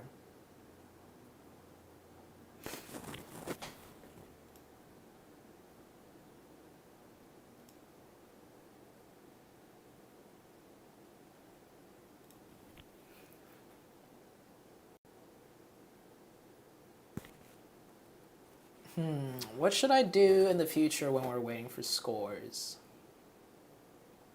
I think next time I'll get hopefully I'll have my green screen set up by then. Maybe not. It may take another week to figure everything out. But I'm gonna do like I said, post-day analysis. Maybe start doing interviews at the end of the day. Maybe get the winning team of the last match, get a quick interview or something. But yeah, all that will have to be set up later down the road. This is the very first OPL, so a lot of things that I do want to do I haven't implemented yet. But yeah.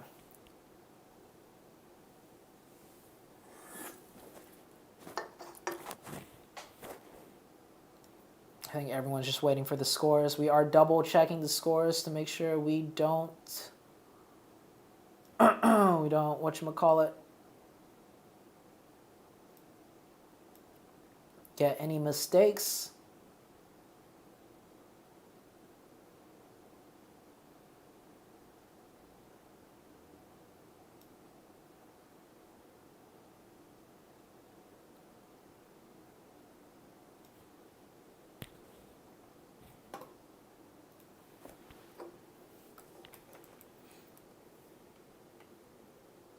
Yes, this is live. Or no, this is on a 5-minute delay, Kurt Dog. Alright, I'm going to bring up the map.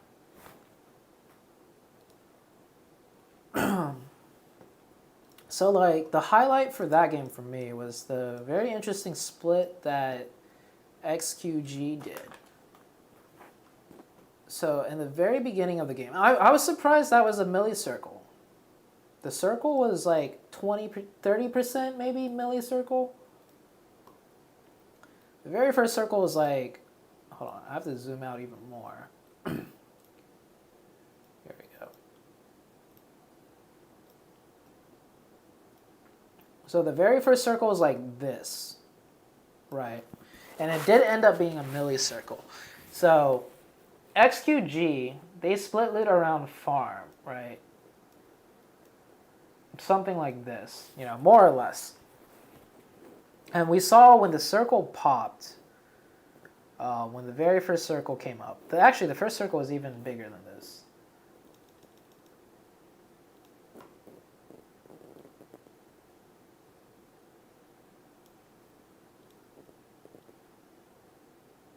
Maybe it wasn't like that. Maybe it was more like this. I don't know. Hold on. Let me just... Okay. It was like this. Okay. More or less. Whatever. So, XQG split loot's farm. And something interesting we saw was immediately one person, instead of looting the rest of their farm split, they just drove right across the bridge and started looting down here. Now, unfortunately, he got stuck and caught with Ape. But given the way the zone shifted, I believe if they can't. So here's the other thing. Let me go a little bit more in depth into Millie Circles and how it's being played currently from the NA scene and the NA perspective, right? So we know that TU loots Novo, and TU we have seen time and time and time again from scrims, from tournaments, from other leagues, they will camp this, and they are very experienced at camping this. It almost makes it impossible to take the bridge into Millie Circle with them camping that. We saw one team become a two-man because of that. We saw so many teams take the other bridge because, this side of the bridge was in zone, and TU are notorious for camping this.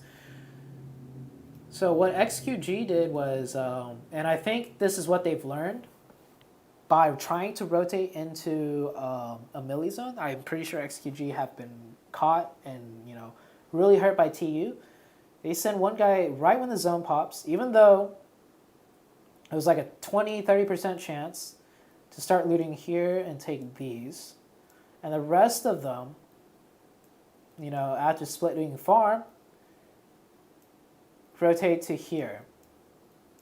Now this shore side compound is really good. If the circle shifts back up north across Military Island, that compound, you have a lot of cover to hide your cars. You have a lot of ways to move around. There are compounds close, right, in front of them. But these two compounds aren't very high priority. Teams don't usually take this until it is super late game. And the circle is really small around there, right? If it gets to that point, XQG could just do a execution play, right? They could push into one of these compounds, have one Overwatch, whatever the case may be. So I think if XQG's plan went accordingly, AZ secures this side right here, allowing the rest of XQG to just swim across or even maybe take a boat, right? The reason why they don't want to control gas station is because even if you control gas station right here, TU is still on the other side, and TU are so patient at bridge camping. They will camp it as much as they can. And speaking from personal experience, on Omen, we loot around here, right, when playing path allows us to. And we usually get control of gas station pretty quickly, more or less, right? And even though we get control of gas station and the bridge, we don't get control of the other side of the bridge. And TU just, screws us over.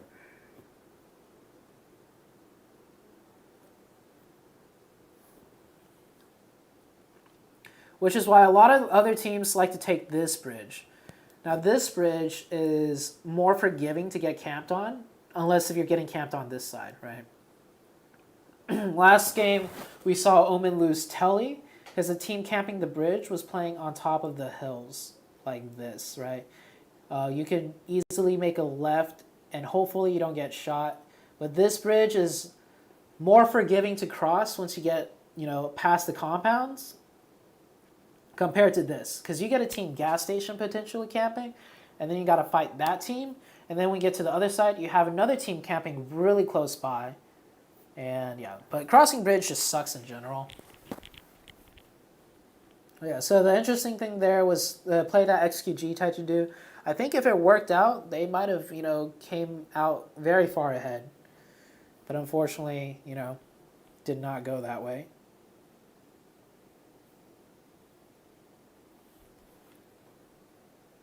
Are the scores out? Not yet. Damn, scores are still not out. Gotta take it to the graphics and stuff. Okay, they're getting all the graphics to make it look pretty. Keep stalling? Okay, well.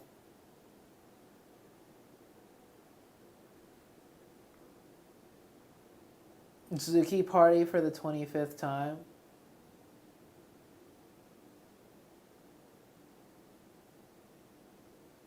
Oh, my game audio was playing twice. That is my bad.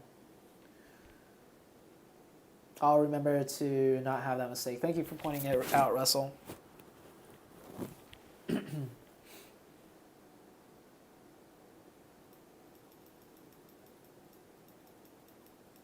So that's a very interesting strategy XQG did. That was game number 5. Nothing else really stood out too much for me. We had Carnage take out Sixless. Carnage being the even more patient player than Sixless and getting a clean free knock onto Sixless. Carnage out snaking the snake pretty much in that situation.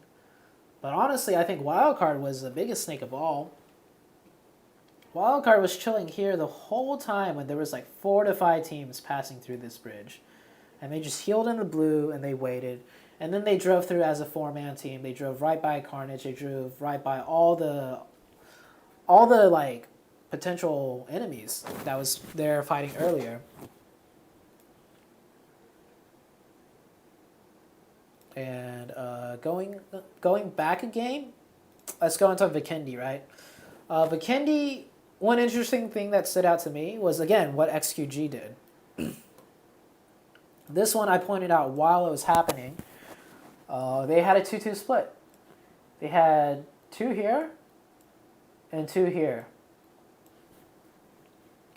And I pretty much explained it while the game was going on, but these 2 guys were just shooting their guns at nothing. They were just trying to establish presence, right? They want to make sure teams nearby knew there was a team there and they would be, apprehensive to crashing them or fighting them. And the second the circle popped and this compound was more into zone, they immediately rotated and 4-stacked it. And then from here they pushed into here and fought Omen and Tempo. And then they ended up getting 3rd place overall. So I really like that play. I think more teams should try and take advantage of that when possible. Because teams rarely fight early on Vikendi. They don't just smash a building because there's so many buildings you could take. So they took advantage of, just getting more real estate for free. And they made sure to shoot their guns just to scare off any potential teams looking to crash or, pressure them as a 2-man team. So that was Vikendi. And then the game before that, we had Sandhawk. Sandhawk, the only big thing I highlighted here was Tempo made a pretty big mistake, I think. Tempo could have got top 3 or potentially even first. They could have gotten a lot more kills than they actually did, but they died very early because they had a very greedy 2-2 split. They had 2 over here and 2 over here. This split is actually fine. It's okay.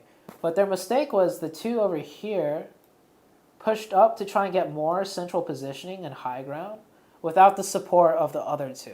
They ended up walking into XQG in a 2v4 situation, and they just lost 2 members. But if they stayed together, the zone did end up shifting towards the very end, right over here. So they played a bit more patiently. They had a really good chance of winning out the game on Sandhawk. And then our second game, Miramar. Miramar, Tempo played very well, but ended up Accelerate taking 1st place. The last zone ending right here in Chumacero. And, oh wow, PC actually doesn't even show buildings here. But there's like, am I seeing this correctly? Yeah, there's a lot of buildings right here. But I guess PC doesn't have it? Yeah, it should be like right here. There's buildings here.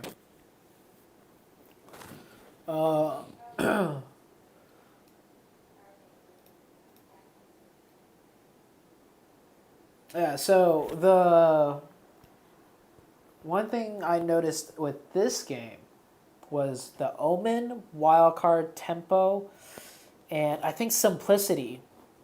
No, Ninth Circle. It was Ninth Circle or Simplicity. No, it was Ninth Circle. It was Ninth Circle. So we had 4 of Wildcard here. We had 3 of Omen here.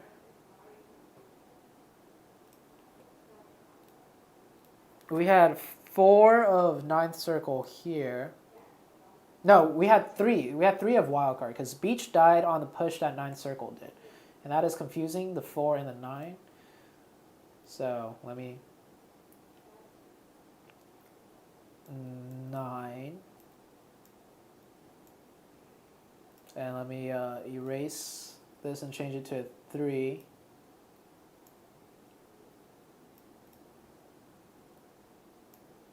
And then we had 2 of Tempo. We had HH and someone else split here. And then the other 2 split down here. Tempo had a very good split. I liked their split. They had a very controlling, dominating split. So the circle shifted, right? Circle was like this. And then the circle shifted. And it was like this. So I think Wildcard had the positioning advantage here, but they messed up. They didn't take it in time. So what happened was these 2 Tempo guys left immediately to go down to here. Actually, this circle is not very accurate.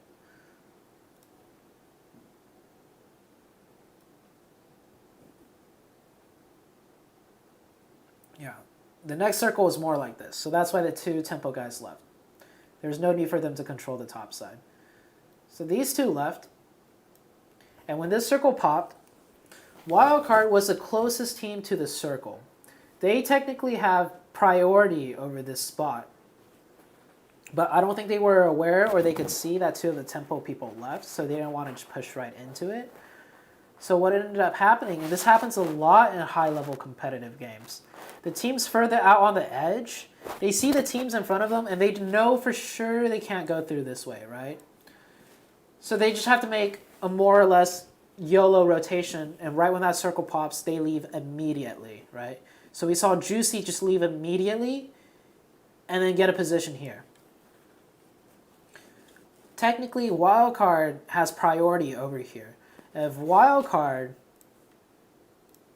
actually just didn't care about the teams behind them and just secured a spot first and then use that spot to gatekeep, Wildcard should have been able to get here first, potentially set up, and gatekeep both 9 and Omen, right? So what would happen is Wildcard and Omen would start fighting. Wildcard would have the better advantage because they're set up here first and they have cover. And then Ninth Circle pushes into Omen's backside and Omen gets wiped first. And then it's a fight between Wildcard and Ninth Circle, and there is a chance Wildcard wins and comes out on top. Scores are out? Okay.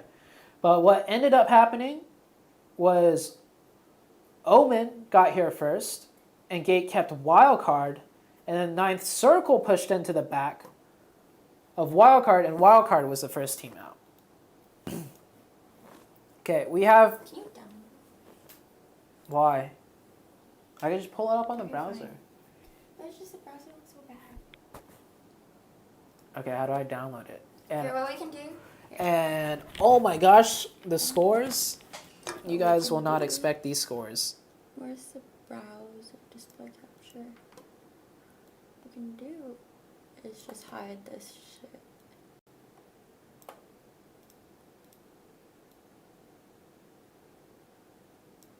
I guess that was fine.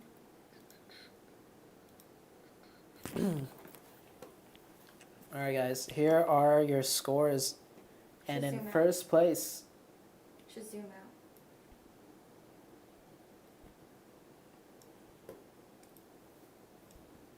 here we go. These are the scores. And in first place, we actually have Accelerate coming in first place, having a dominant second match, taking out Tempo on Miramar, having a great first game too, and pretty consistent games in match 3, 4, and 5 to pick up some points. I remember in match 1 they came in second place. They actually lost to Simplicity at the very end of that Erangel zone, where it ended up east of Yasnaya out in the fields. So Accelerate currently in first place with 81 points with 28 kills. Simplicity and Infinix coming in second and third respectively. Both with... Wait, shouldn't Infinix be second place? Babe. Not according to the scores. They had more kills than Simplicity though, and they're tied. They're tied. It shows they're tied on the scores.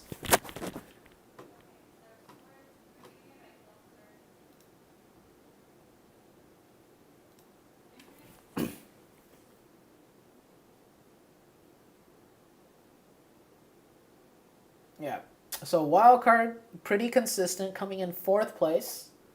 They had a big game 5 with 30 points. 21 kills. XQuest coming in fifth place. Unnamed.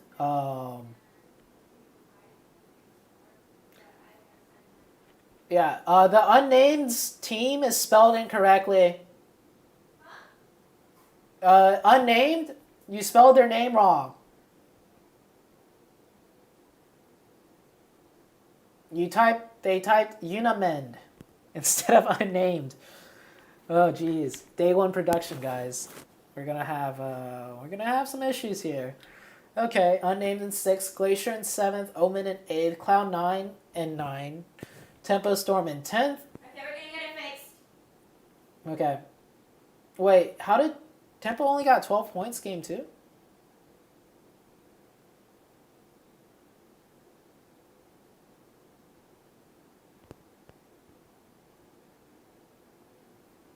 Is that correct? Tempo Storm getting 12 points in game 2? They got second place.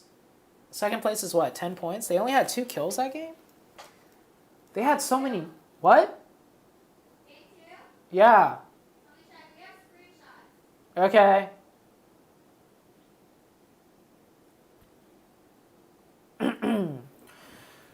Yeah. First day on the job, I think we're definitely gonna have to recheck all the scores. Tempo Storm might have only gotten 12 points, but I don't think...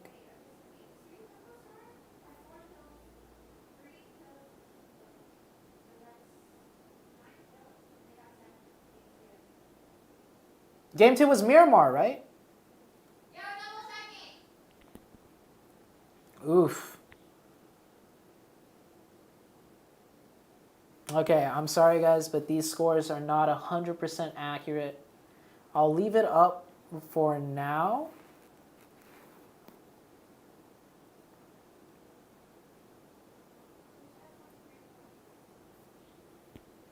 But these scores are not 100% accurate. Tempo had way more than 12 points in one game. They had a second place, and that's their highest score on here, so that is very much incorrect.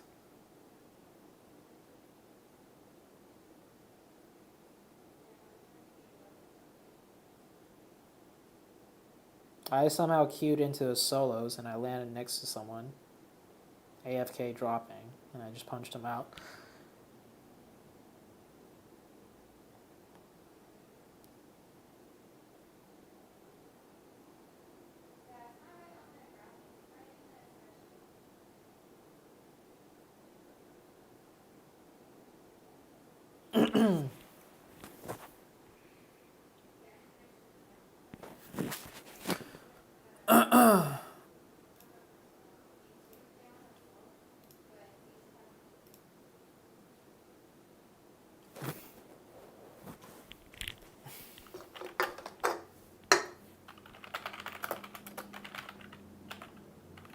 Okay, I'm typing in my delayed chat right now.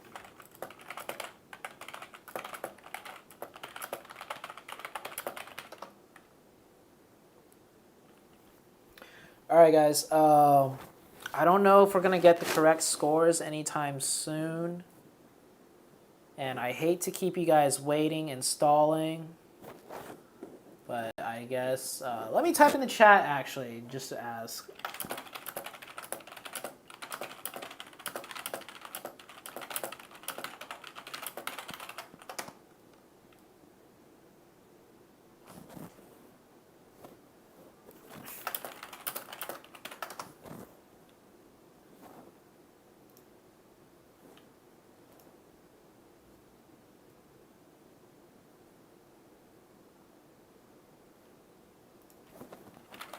Yeah, I'm typing in the chat right now. I'll just type in the chat to answer your guys' question.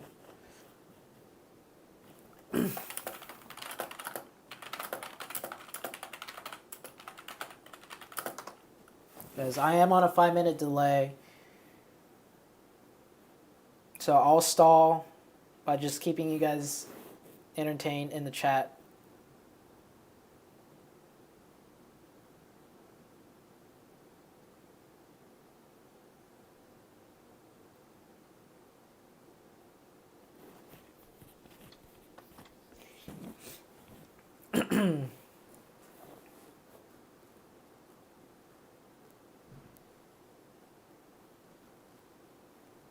Yeah, Endgame couldn't make it today.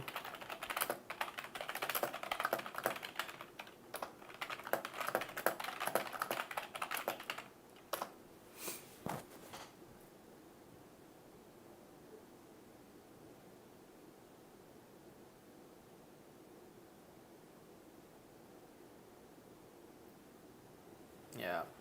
So we do have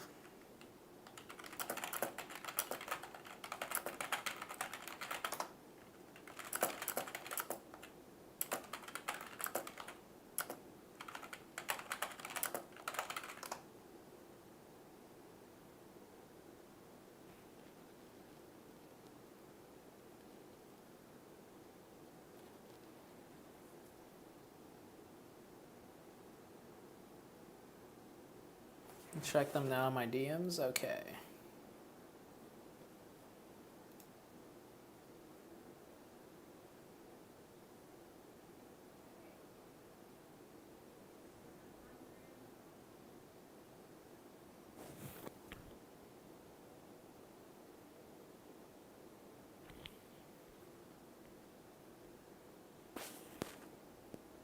I'm pretty sure these scores are also incorrect. Wait. 112. Wait, that doesn't even add up to 35. Which parts look sketchy? Or not right? Hold on. I'm just going to put it on stream.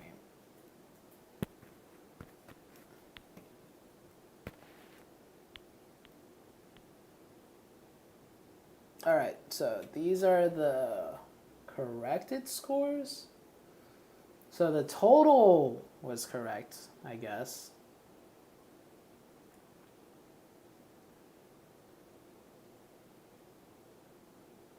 Okay. Okay. I'm just eyeballing these scores. The only big mistake that stood out to me was Temple Storm's match 2 game. Their total stays the same though. So what I had earlier, the total was correct, but their match 2 score was wrong. And hopefully these scores are all correct. We will probably do another double check off stream, and we'll update on our Twitters if we have another mistake. But for now, this will be your standing.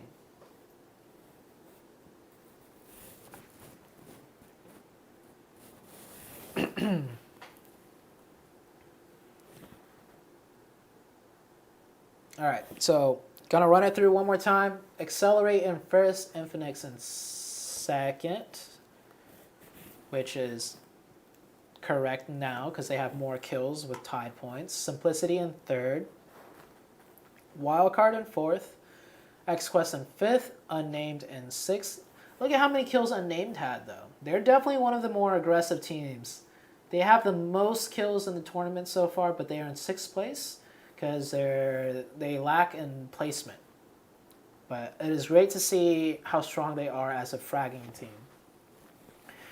And then Glacier in 7th, Omen in 8th, Cloud9 in 9th, Tempo Storm in 10th, Tribe in 11th, PK in 12th, Hype in 13th, Red Reserve in 14th, Ninth Circle 15th, Apes in 16th, and G25 in 17th. And Endgame, unfortunately, cannot make it today. They let us know in advance, and they will be in the last slot, taking 18th.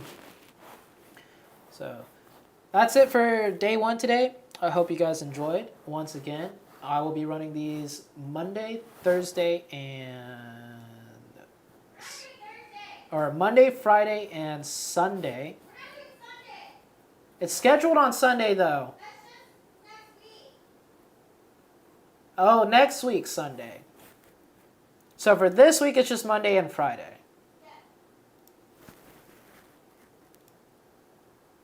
Wait, that's this Sunday still. April 12th? That's this. Wait, Monday through Sunday is 1 week, right?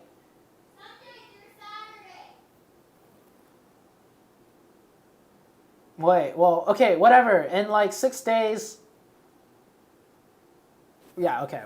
So the 10th and the 12th are the next days I'll be doing these. Whether it be considered this Sunday or if it's a new Sunday, whatever. But yeah, I had to pull up my calendar for that. Okay. But yeah, this is the schedule. This league will go on.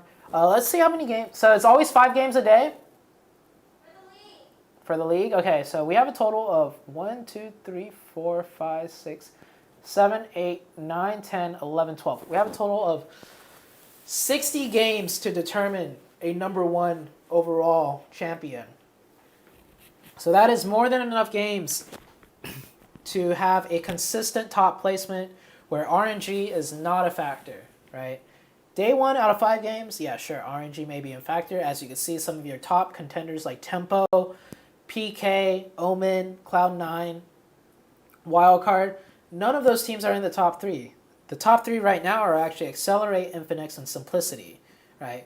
Simplicity, I will say though, they're one of the teams that have been grinding their ass off and constantly improving over time. So, shout outs to Simplicity. Great job on day 1. But yeah, we're going to have a total of 60 games to play. We have 55 more games to go. And yeah. Hope you guys enjoyed. And I will catch you guys next time on what day again? Friday. I might stream again before Friday, but I'll definitely let you guys know. I want to do like a, the post-analysis thing. I don't know how long that's going to take or when that'll come up. But yeah. All right, guys. Have a good night. Thank you guys for all being here. Shout outs to Mad Cat. And yeah.